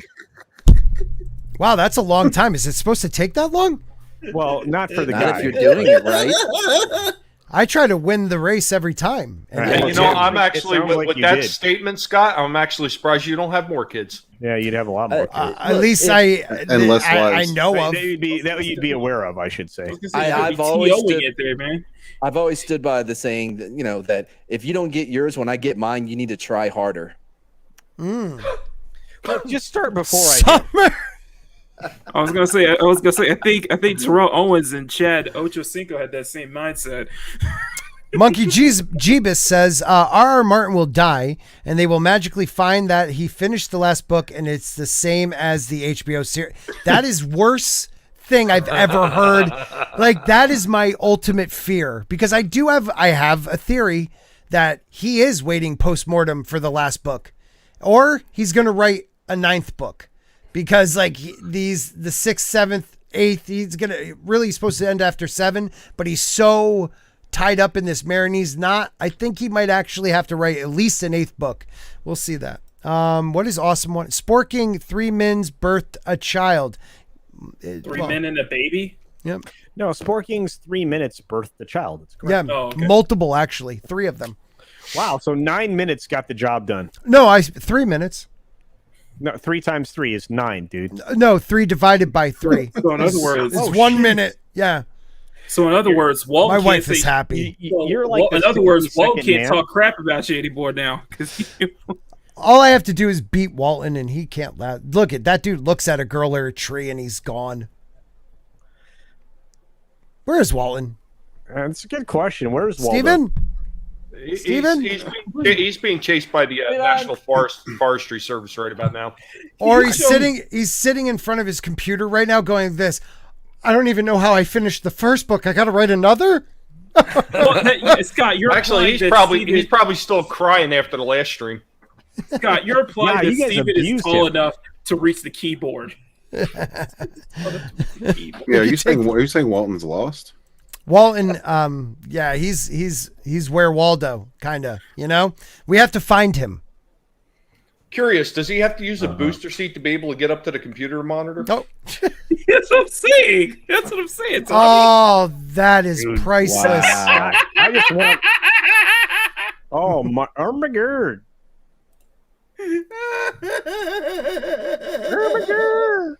I sometimes think you, Machini, you would be a great voice actor just because of your laugh. Oh It's- yeah, dude, you would It's kill. frightening. It's frightening at times. I don't like the way you guys have been besmirching me all night. I'm the tree story, and I demand respect around here. Also, by the way, Steven is clearly using a voice modifier because he really talks like the Lollipop Guild. He That's really what he actually he's sounds well when he's not just only a client, he is the president of the Lollipop Guild. It works. I am the tree story, and you will respect me and my ability and my rights to climb up trees and do whatever I want with them. I was born in the National Forest, chased out by the National Forestry Service. And I will not tolerate this kind of collusion and disrespect towards a tree historian. I am Rogue Entertainment, damn it, and I bark up my own trees. Don't worry, because the sporking sperm that could for $2 says, I think I can. I think I can. I think I can. Oh, I didn't read the name first. That's a lot funnier once you That do. is so much funnier with the name. Mads, I do too. That should be a children's book. So, let's just put it this way. Yeah, Cuomo's a piece of crap. He probably did what they said, in my view. And let's move on to a better question. What is that? No, the better question is this. That one makes me uncomfortable. TT's asking the question, has everyone watched Star Wars Visions? I've seen Absolutely 3 not. episodes, and they were not good. I just didn't like them, man. Not a single Now, second. I did hear from multiple people saying that they loved the duel short. They loved the duel short. It was and everything slow other thing burn. else is kind of like a mixed bag.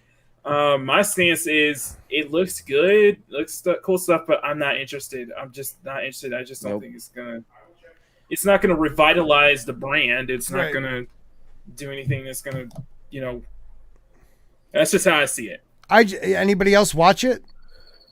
No. Yeah, that just goes to show you like how far we have gone, where like I could only get through 3 episodes, and the only reason I still have Disney Plus is for my kids. And I feel dirty even that way doing it. You know, like I really do. I like Marvel though. I still am holding on for that thinnest feel that Marvel isn't going to do what I think they're about to do. They're going to do it. I know. I think the best way to put it is, say if this was 2014 or 2012, and this was the first thing that Disney like released, right? Then that would be awesome. That would be much more.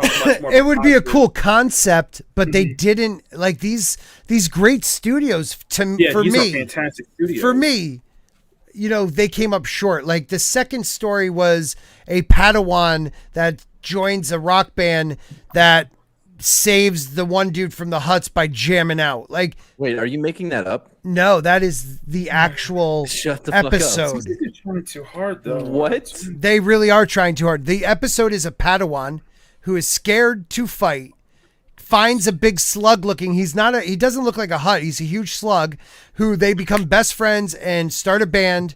And they want to be the greatest band in the galaxy.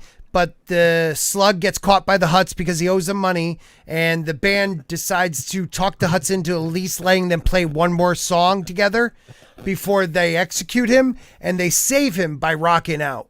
Yeah, that was it. That's Josie and the Pussycat Dolls or whatever, right? And if I'm correct, the duel is the one with that has the umbrella saber. Am I correct?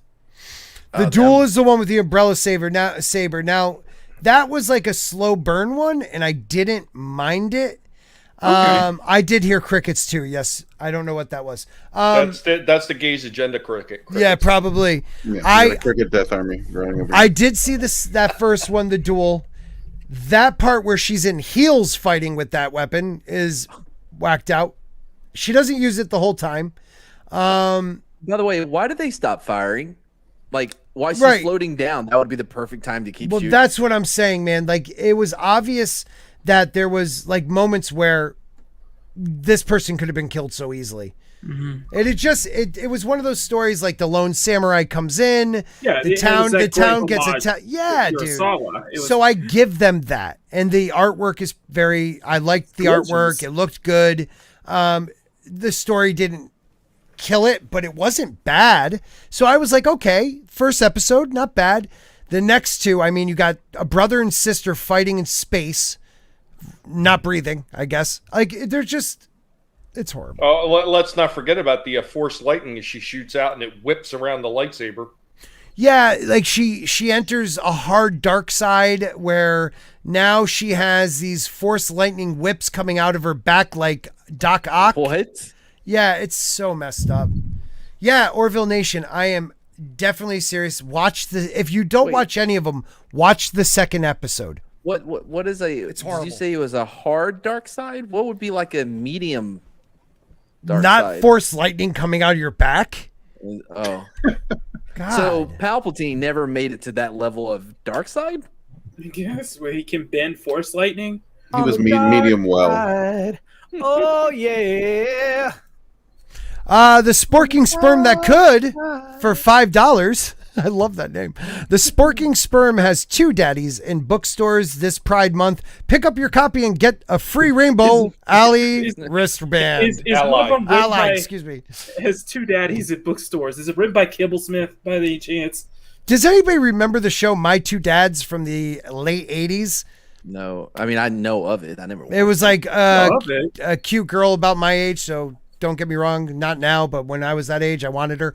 And 2 dads, because they don't know which one was the dad, live together, but they're both straight men.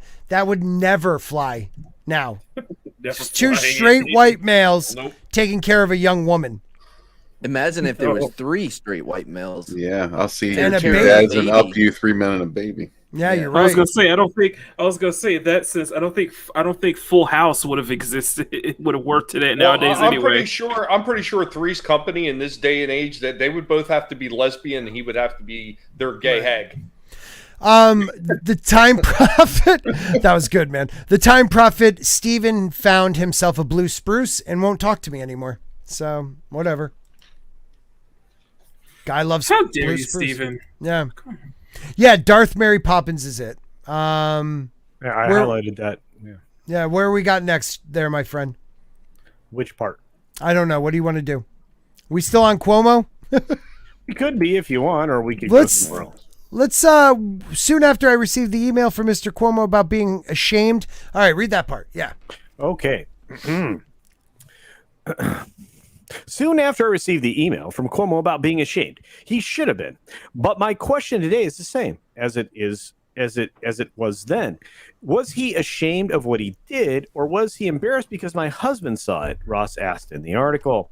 Ross said she does not want Cuomo to lose his job, but to offer accountability by reporting on issues related to harassment and bias. I'm not asking for Mr. Cuomo to become the next casualty in this continuing terrible story. Why are you I bringing it hope up? he stays at CNN forever if he chooses. Wow, you are broken. Yeah. What are you doing? I would, however, like to see him journalistically repent, agree on air to study the impact of sexism and harassment and gender bias in the workplace, including his own, and then report it. So Now, did we- study the effects of sexism and gender bias in the workplace, or you're going to be canceled? Did we Well, you read know what? what At he the wrote? same time, I was going to say at the same time, shouldn't she send her husband off to get counseling too? How to be a man? Like, Oh, yeah, because Cuomo wouldn't have come out. Dude, Oh. I would have lit him up. Oh, Yes, by the way, Alpha. yeah. It's really hard to make me want to root for Chris, but what she just It said, does I'm kind too. of on Chris's side now. Well, no, you're such an idiot. What she did was she doesn't want to be someone who's thought of as I'm trying to cancel him because of this. She actually is trying to take the high road. What did he actually say again? What was in the original email? Can you scroll up a little bit and find that? Yeah, Fredo, definitely. Well, yeah, it definitely sounds like she's looking for accountability on his part. That's not it. so much Accountability. That's what she's canceling, looking yeah. for. Yeah. So I take back what I said. It definitely looks like it's definitely push for accountability, which I don't think. Which I don't know. It sounds like it's not some kind of thing Cuomo would want to do. He would just probably ignore it or something. I don't know. Look, what she alleged, Cuomo told her at the retirement that I can do this now that you're no longer my boss. But do what? Do what though? Grab her ass. Oh, pull out his pee. Oh. Grab him by him. Yeah, I think he needs accountability. Yeah, I think he needs to learn some accountability. Yeah, let's move on. Next story. This Oh, guy's a yeah. piece of crap. Scott, did you get from grab her ass directly to pull out his penis? Is that what I Yeah, heard? there's something about that. Okay, just check. Just Grab yeah. him, Thank you for grab him listening. in the P word. Yep. Yeah, I was gonna say it could be work. Could have been. Work. Wasn't he one of the biggest, attackers of Trump over that? Yeah, Didn't- well, I mean, it turns out that the attacker of that nature was supposedly placed into the executive position. And Apparently, it's only a problem when you say it, not when you actually do it. not when you do it. I get it. Well, Okay, what's that Midnight old said, phrase wait a that minute. you who cast the first stone are usually guilty of Yeah, it? Absolutely. That's the first zone. Yeah, Yep. exactly. Tom, we're done talking that type of stuff. We're getting into what next, Culture Casino? Oh yeah, actually, this is entertainment oriented, This which is why I'm why not on the show. this is Oriental, did you say? Oriental? Ism? why- Orientalist? More Orientalism. The dump is all about Orientalists. Orientalists. Oriental ableist? Exactly. God damn it. God, I don't know how we're holding this many people. Go ahead, Culture Casino. Look, here's the Oriental thing. gen- So Tom, I genetics. sent you the link. The subject matter from now on is safe for you. I promise. It's the safe word. There's a safe word. Don't worry. Yeah, this is a safe space now for you, Tom. I said safe word, not safe Oh, space. wait, no, the Oh. safe word is orangutan. Actually, I would like Tom in here because this is something probably up his alley, This is right? an amazing story, I know. right? Yep. Yeah, This is a win. Okay, so this broke at 7:30 something a.m. on the West Coast. Right before the 6-minute daily was going to go live an hour later, and I was like, "Hooray, beer!" So anyway, so here we go. Doctor Who showrunner Russell T Davies to return for next season. Hooray! Maybe. Don't get too excited. I know, but come on. I mean, anyway, Russell T Davies, the veteran screenwriter who is credited with helping to revive Doctor Who in 2005, will take over from current showrunner, I'm going to say his name properly, Chris Chibnall. There you go. I was going to say the other word. Chinballs? Good. Yes, that's what I was. Oh, okay. I was just trying to help. I appreciate that. Davies will return to the long-running series in 2023, which also happens to be the show's 60th anniversary. Anniversary? Yeah, I did that on purpose. Oh, okay. Anniversary. The next season will be a co-pro between BBC Studios and Welsh-based Bad Wolf. When Davies, who is Welsh, I'm bloody Welsh. I am too. Revived the show 16 years ago. He moved production to Wales. Probably a smart maneuver. Mm-hmm. Get out of the bullshit. Davies worked on Doctor Who for 5 years, overseeing the 9th and 10th iterations of the Doctor, Christopher Eccleston, and David Tennant. The Tennant years were pretty good. He is also responsible for the critically acclaimed shows, including Torchwood, which was good. Mm-hmm. A Very English Scandal, which I haven't seen, and most recently, It's a Sin, which is on my I need to see this list. I thought about that after I said that. Sorry. Okay. You don't know me. Now, is anybody here a Who head? I have watched Who. Not religiously. Mm-hmm. I have an affinity towards certain doctors. I was introduced to English television because my dad was a giant fan, so I watched all kinds of stuff, Monty Python and many other things at a very probably inappropriately young age. Mm-hmm. So I grew fond of British humor and the dry delivery and all of that and the subtleness of it all. Right. But I got into Doctor Who a little more at various points. Where the hell's that cricket? Yeah, I was about to ask the same thing. Where are these crickets coming from? That's that guy down there. I'm raising an army. Cool. That's awesome. The gays cricket army. That is cool. So, anyway, like I said, I mean, it's Benny Hill. Yeah. Oh, we missed a super chat. Oh no, I blame Son of a bitch. Scott. Oh, here it is. This one? Yeah, okay. that's it. Can you read it? I mean, you were hosting. In theaters next summer, Hollywood's newest remake, 3 Men and a Baby. 3 trans men and a baby. And they baby. That is and a awesome. baby. They baby. Yeah. They be. That's from our friend Brightest You ain't my baby. I love you guys. That title really fucked up both of y'all, huh? I just want to say thank you to everyone for the super chats tonight because diapers are going to be expensive. I know, and that $5 is like 4 diapers. So congratulations. I know, it's crazy. All right, one for Walton. I will be back in a couple, guys. You keep going. Doctor Who. Hey, Doctor Who. Okay, so Scott had to go, so here I am. Wait, we're back. There we go. See, Doctor Who was another one of those shows I was not really into all that much. Now, my wife is actually hugely into it, and by proxy, I wound up watching some of them. And I do remember watching some of the ones with Tennant, and there was another actor, and I don't recall who it was. But I liked a lot of the episodes that I seen. I particularly liked the Daleks. I thought they were interesting, to say the least. Oh my gosh, we have increased the representation on the screen. Ladies and gentlemen, Mad's Mama Bear. What up? Hey. What up? See, now you've got 2 of me on the. Wow, what not a nice entrance for Mad's Mama Bear, guys. Give her. Can we try that again? I did. I was excited, and then nobody gave her any love. Can we try that again, please? Welcome Mad's Mama Bear to the show. Yes. Hey, Mad's Mama Bear to the show. Increasing our representation by a factor of 11 billion. There you go. And now you have 2.5 of me on the show. No. Just 1.5. I've actually heard that that's not you. It's not her. That's a lie. It is. It is. No, it's not. Yes, it is. Stop, Mom. No, it's not. Mm-hmm. Stop fooling yourself. No, it's not. Look, you're fooling nobody. You're trying to purvey that isn't her, just like Walton's trying to say he's not out in the No, forest except right it's now. not We're her. not buying it. It's a freaking meme that she All right, started it. Interestingly enough, there's an article to read. By the way, I have a question. But it's Mads, stuck. Mama Bear, Yes, love. are you a Whovian? Yes, I am. Okay, good. So you can weigh in here. Here we go. Okay, Chibnall, and I said it right again. I'm really trying hard not to, Honestly, I would F up his name too. Yeah, I'm being careful. I'm being careful because I've said the other word for so very long. Has been showrunner on the series since 2016 when he took over from Stephen Moffat.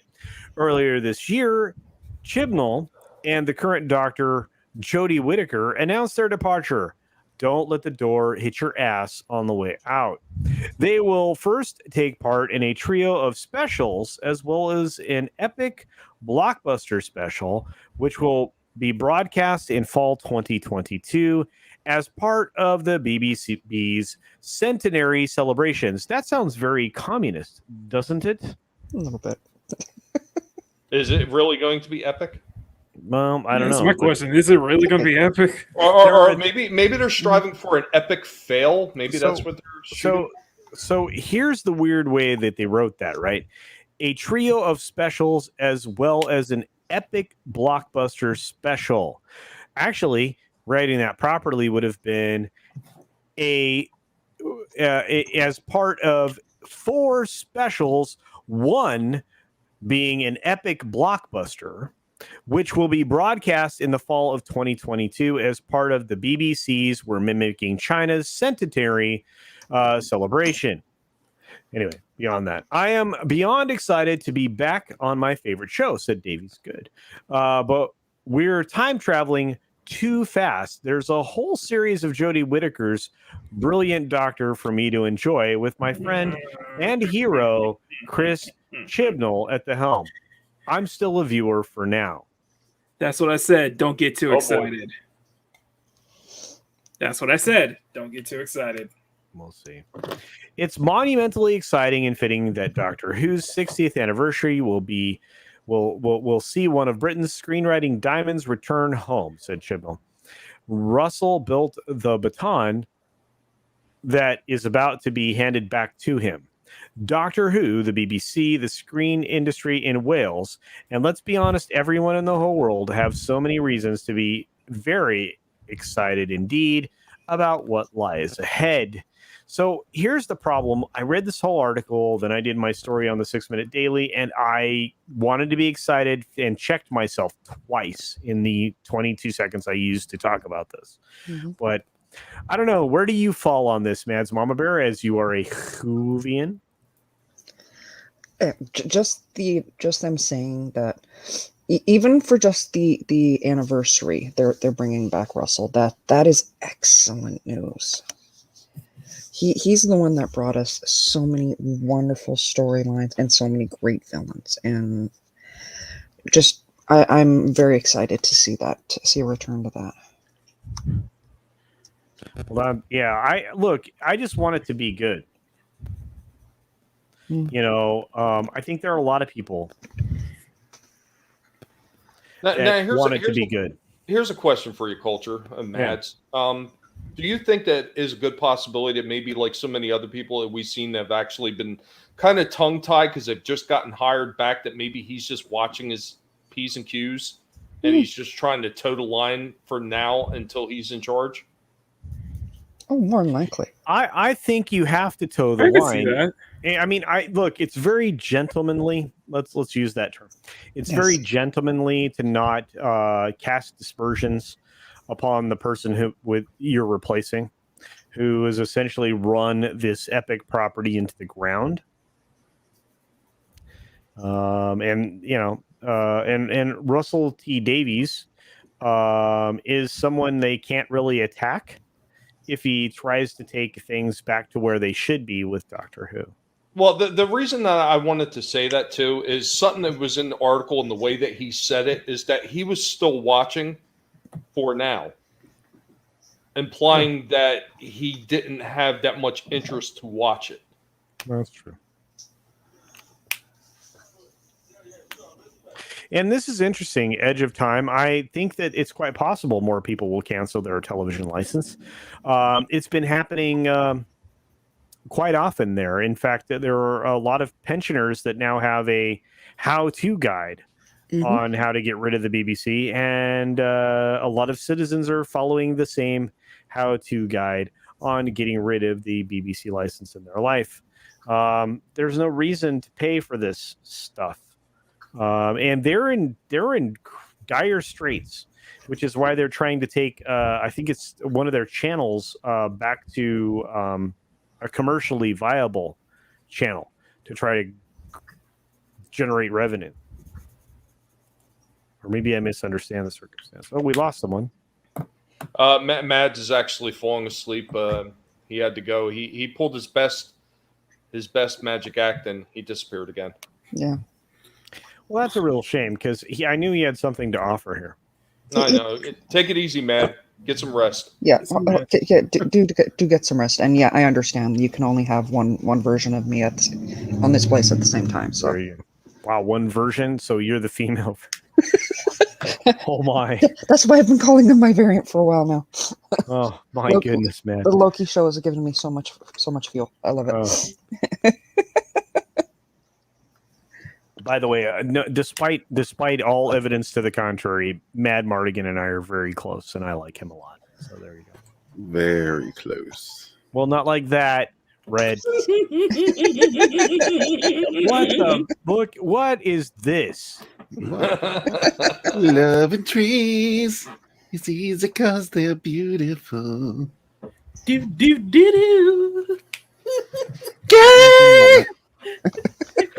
Wow. That's a completely false representation of me. I would never do nothing like that. Oh my God. Okay, Cuomo. That makes me uncomfortable. It makes a lot of people uncomfortable, and I'm absolutely fine with it. This is why I spend all my time in the woods. You know what's amazing? Scott and I are working in concert right now. He behind the scenes. He is Scott's the most amazing not producer of his own show. We're just the opening act. I feel like I shouldn't even be here. But I'm glad that I am, and I'm glad that Scott trusts me to run his show completely into the ground. So I feel like it's an honor. Look, we have one more. We have one more article. We have one more article to try to get through quickly. It's interesting to me. You guys will go to sleep. The audience will be excited. Is it culture? Is it box office number talk? It is. Are you excited? Yes. All right, here we go. No, for real. I'm dead serious. I love listening to you talk about box office numbers. Okay, so here's something funny, and this is why I love bounding into comics so much, because I fully expect an article tomorrow to talk about this in bounding, saying this is now only the 4th most disappointing movie in the MCU. I really do. I think John's going to serve it up, and I love John very much. You guys, thanks for being here. You guys are so awesome. Box office for Shang-Chi surpasses Black Widow as highest grossing film in 2021. And the new release, Dear Evan Hansen, which nobody cared about, is expected to take the number 2 spot with 7.3 million, which means there wasn't a lot of competition in the theater with this film.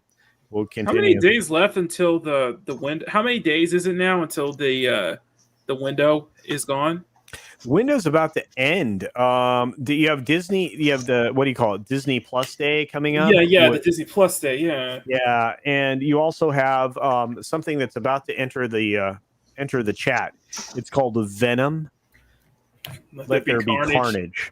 And at that point, ball game changes. This film, it becomes deader than Grandpa's dick. But we're gonna go on from here. Why it's you official that disparage Grandpa's dick like that? I'm just saying. Grandpa's been gone for a bit now. It's official. Shang-Chi and the Legend of the Ten Rings has surpassed fellow Marvel film Black Widow as the highest grossing film of 2021, and the global crisis at the domestic box office. On Friday, the superhero adventure starring Simu Liu captured $3.59 million. It definitely rocked the box, kids. With that, definitely rocked the Casbah. From 3,952 theaters, you can do the math on that.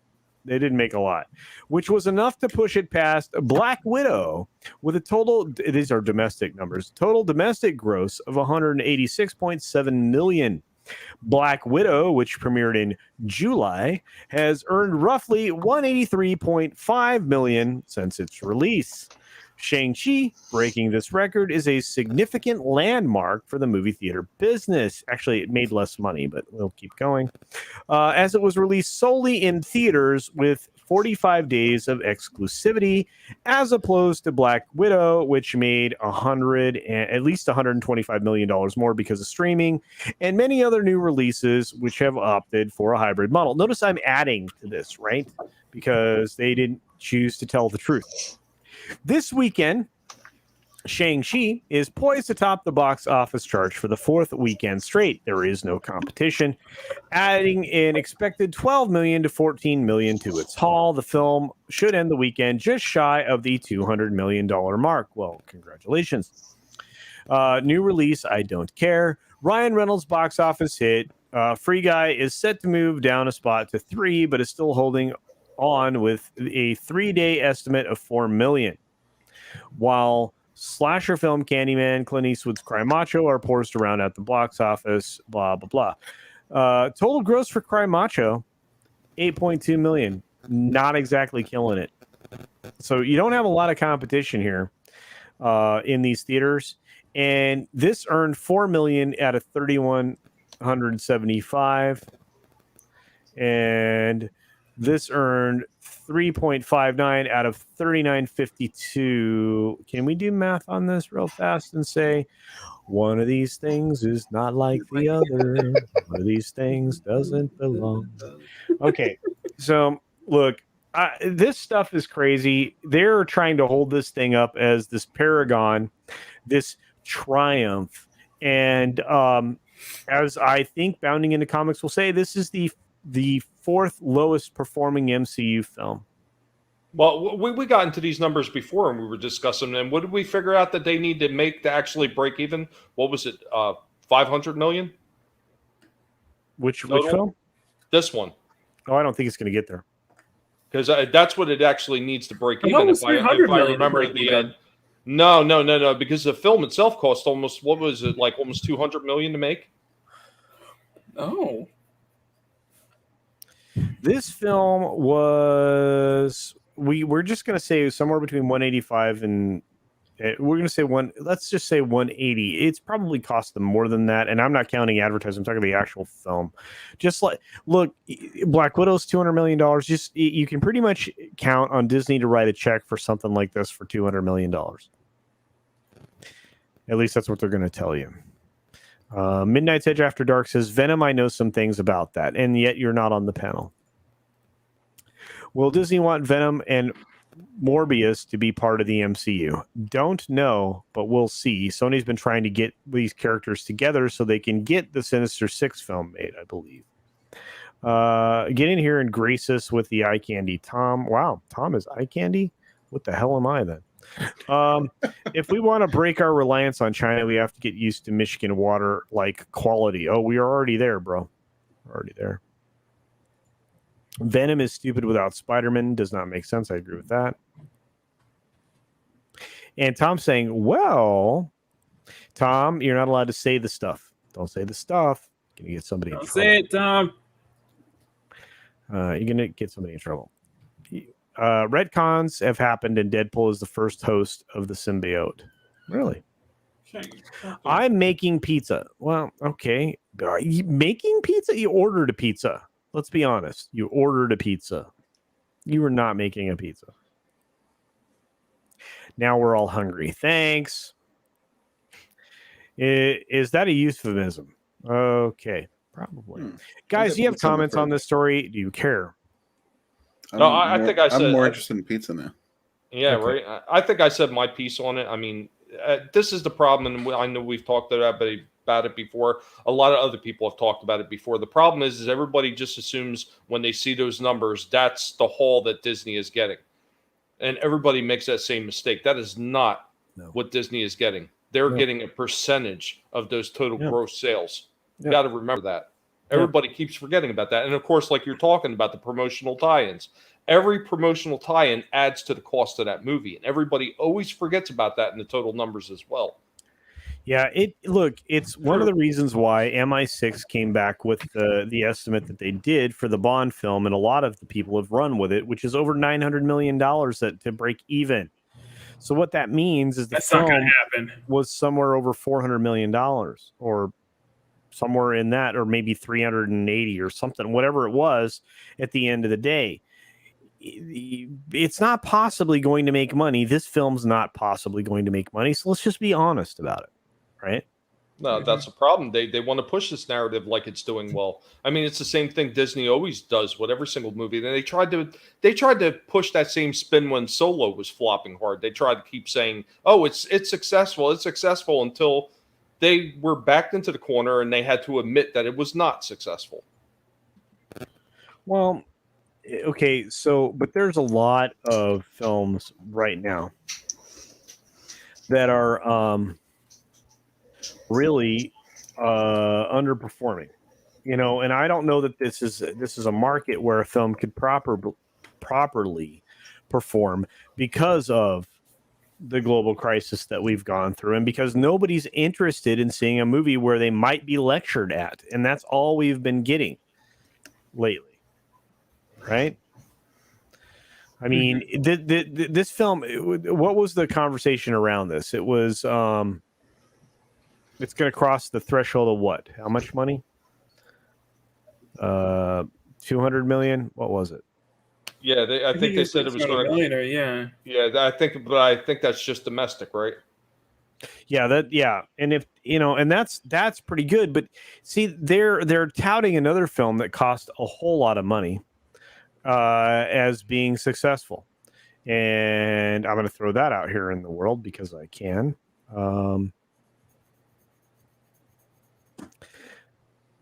This is Jungle Cruise, 2021.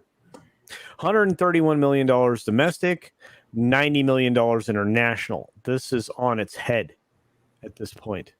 So it crossed the threshold of $200 million. You think that's a profitable film? I would say no.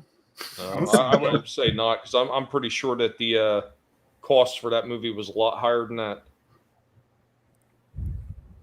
Well, it fell within the expectation, right? Mm-hmm.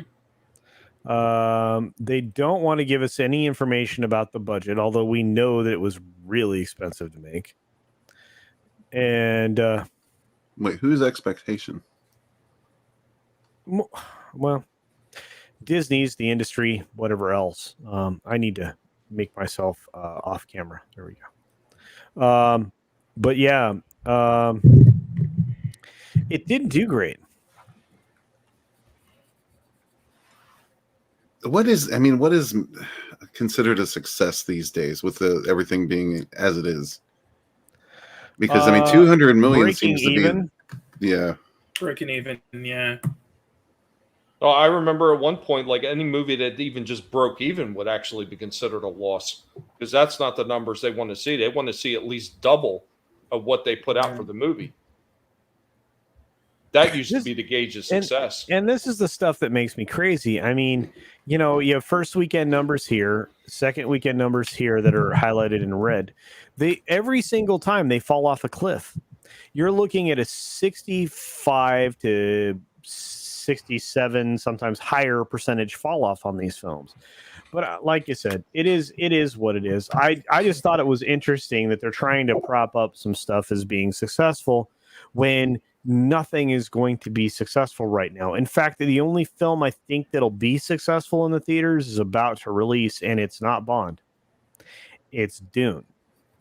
And it's because Dune got an international awakening, and I think that's going to carry over. I think these international markets are going to carry it into the US release, the UK release, and the China release all on the same day.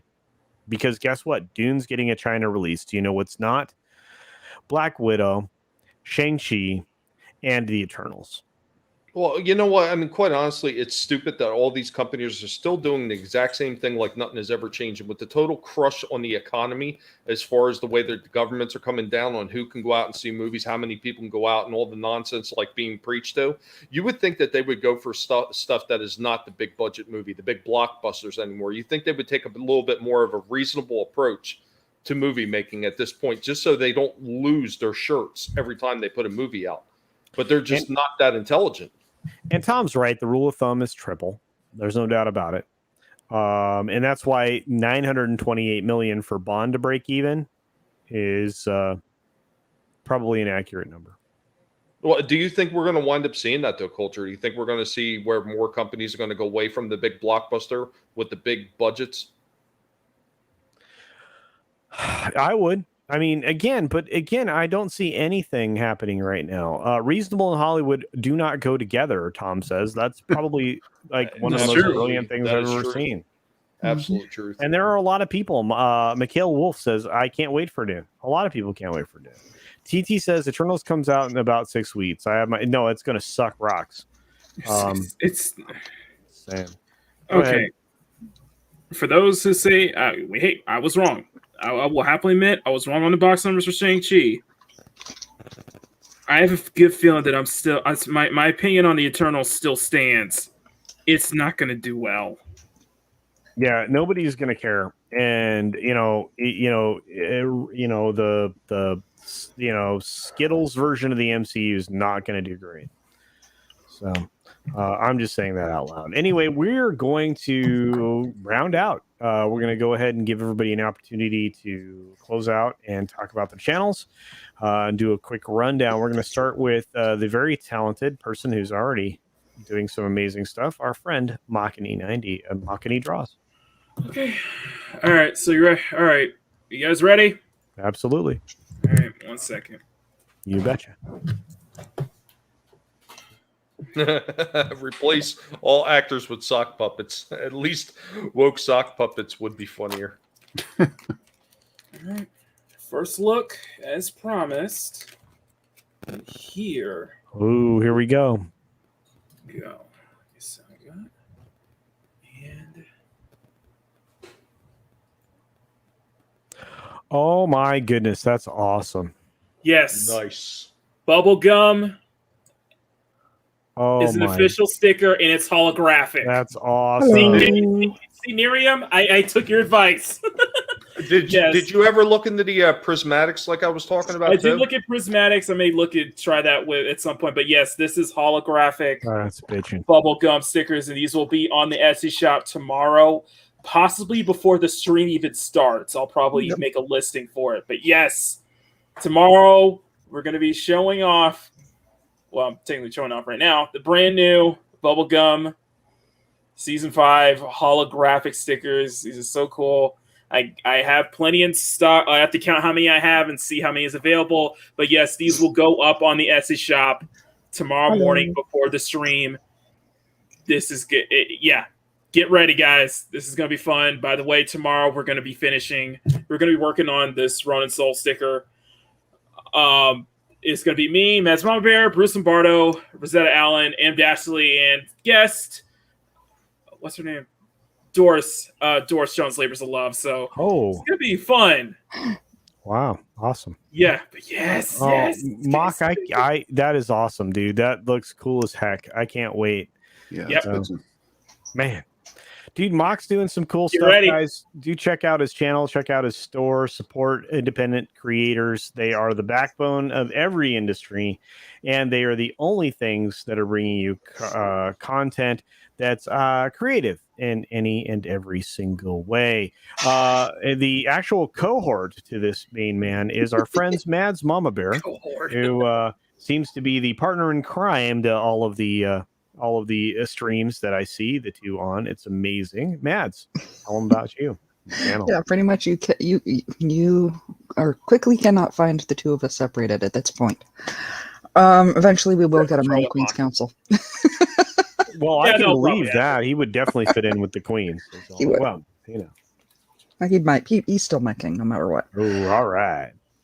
But hey guys, Matt's Mama Bear here. You can find me here at Matt's Mama Bear, here on YouTube, Matt's Mama Bear Doll, over on Twitter. Queen's Council this week will be on my channel, so please do stay tuned. And of course, for those who follow the handsomest hands on YouTube, my co-host Maki, they will remember that he is wrapping up his mashup series. I am about to begin mine.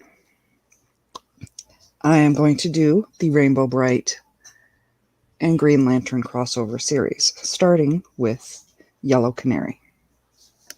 Canario. So, yeah, stay tuned for that one. That's awesome. And side note, thank you, Mads Mama Bear. I just want to highlight this comment. I did already, but I want people to recognize what's being said and how accurate it is. This is going to happen. You're going to see the IATSE go on strike. So a lot of stuff that's planned on, that you may not see it. You probably won't see it. It's hard to say at this point. We had a writer's strike once. This is something completely different. These are the people who make the actual things go. So we'll see what happens. Lordy. Anyway, thank you, Mads Mama Bear. I appreciate that. Thank you. On that note, we have the amazing Tommy and the Guinea Pig Collective of the Man, the Myth, the Pig. Hey, what's going on? You can usually find me just nibbling away at toes somewhere, anywhere, everywhere. You can find me talking about the old toys, old movies, retro toys being done right, and usually nibbling away at YouTube and the ridiculousness. And then, of course, every Monday at 6 p.m. Eastern, we do Going Old School retro discussions where we talk about all those things that we love from days past. And I'm also working on getting another stream up that's going to be part of Rogue Entertainment with Vidi Tartamelli, and we're going to be doing Collectible Past hosted by Two Guineas. Very similar to my old school discussions panel where we'll be talking about older toys and older cartoons. So remember, never let anybody tell you what you can and can't say, what you should or should not watch, because your silence gives consent. And be sure to support all these great independent creators that bring you stuff that the mainstream just doesn't want to anymore. Thank you. Well done, Tommy, and thank you. Now, for one of the best voices, most creative editors, and wonderful writers on the platform, our friend, Red Gaze. Hey, thank you. Not going on strike. That's independent creators. We're out here doing it right and doing it better. So, check out some independent creators. Go to sunsworn.com. Check out Sunsworn Wings of Vengeance there. Also, Bonds is also currently in demand. And that it only has a limited quantity of books left available. So jump on that if you have not yet done so. You can find me at Red Gaze on YouTube, at the Red Gaze on Twitter. And every Thursday at 6:30 p.m. Eastern Time, we have a creator spotlight show called Rogues Gallery. So come check us out and check out all the great creators we have on there. So thank you very much. Hail the chat. Thank you, everybody, for backing, for supporting, for any way you can, any support you can. Throw out a retweet, anything helps. Tell your friends, tell your family. Let them strike as far as I'm concerned. That's right. We got plenty of creativity here. I want to say thank you to all of you. Thanks for making this a very easy process for me. Scott did an incredible job of just popping in here to, do his thing in his stream. Yeah, go ahead. I have 5 more subs till 700. Oh, I know. I saw that in the chat. I highlighted it. Guys, if you are not subbed to this man, I will do a giveaway at 700. Please do so. The man works his butt off. He draws amazing stuff. I guarantee you, if he gives one of those pieces away, it will eventually be worth a giant sum of funds because he is very talented. We have so many people that I want to thank. Lindsay, thanks for being here as a new sub. Michail Woolf, as always, Clay Thomason, Mr. Dragon, of course, and everybody else here. Keely Chow, Monkey Jeebus. You guys, we wouldn't be here without you. Rudy, thank you. TT, Time Prophet, of course, Tom from Midnight's Edge, Midnight's Edge After Dark, Midnight's Edge, Espanol, Mead Radio, Midnight's Edge Archive, and any number of other channels that he owns. I don't know anything. Midnight's Edge on Pornhub. Yeah, whatever. Yeah. He, Midnight's Edge After Dark. And Midnight's Edge. Midnight's Edge Afterglow. OnlyFans. Yeah, Midnight's only Midnights. Yeah, only Midnights. Yeah, Midnight's Edge, Sticky Fingers. Parrot Head, Michail. I think I said Michail Woolf already, but there are so many of you that support us everywhere we go. I can't say thank you enough times. Again, you guys made this very easy on me to do this, and I love guest hosting shows. So if other people feel like they need a day off or whatever, I'm happy to do it if I'm available. But beyond all of that, we have the ever lovely and amazingly supportive Tina Bojan, who's not only a member of this channel, but a supporter of everybody. You guys, TT. You guys are so great. Tom's the glue that's been holding everything together, Lindsay. You're not wrong. Tom makes all of us better, and I appreciate him so very much. I consider him a very close personal friend. In fact, I think we may karaoke later tonight. We'll see. But Parrot Head, thank you for all that you do and the support that you show for everybody and the links you randomly send so that we don't miss out on a moment. Yes. Beyond all that, I have to do what, I can't end the show the way that I normally would because it's not my show. It's not my show. It's Scott's show. And there are certain things that have to happen during the course of Scott's show that I don't have control over. And but I want to say thank you to Scott for letting me have this opportunity. And with that being said, I hope you all have a great night. This next clip is for Elaine, and then I hope everybody has a great night. Thank you. And it is a reminder, I've been here when it was glory hole days, and I've been here when it wasn't. And so having said that, I want me some glory hole.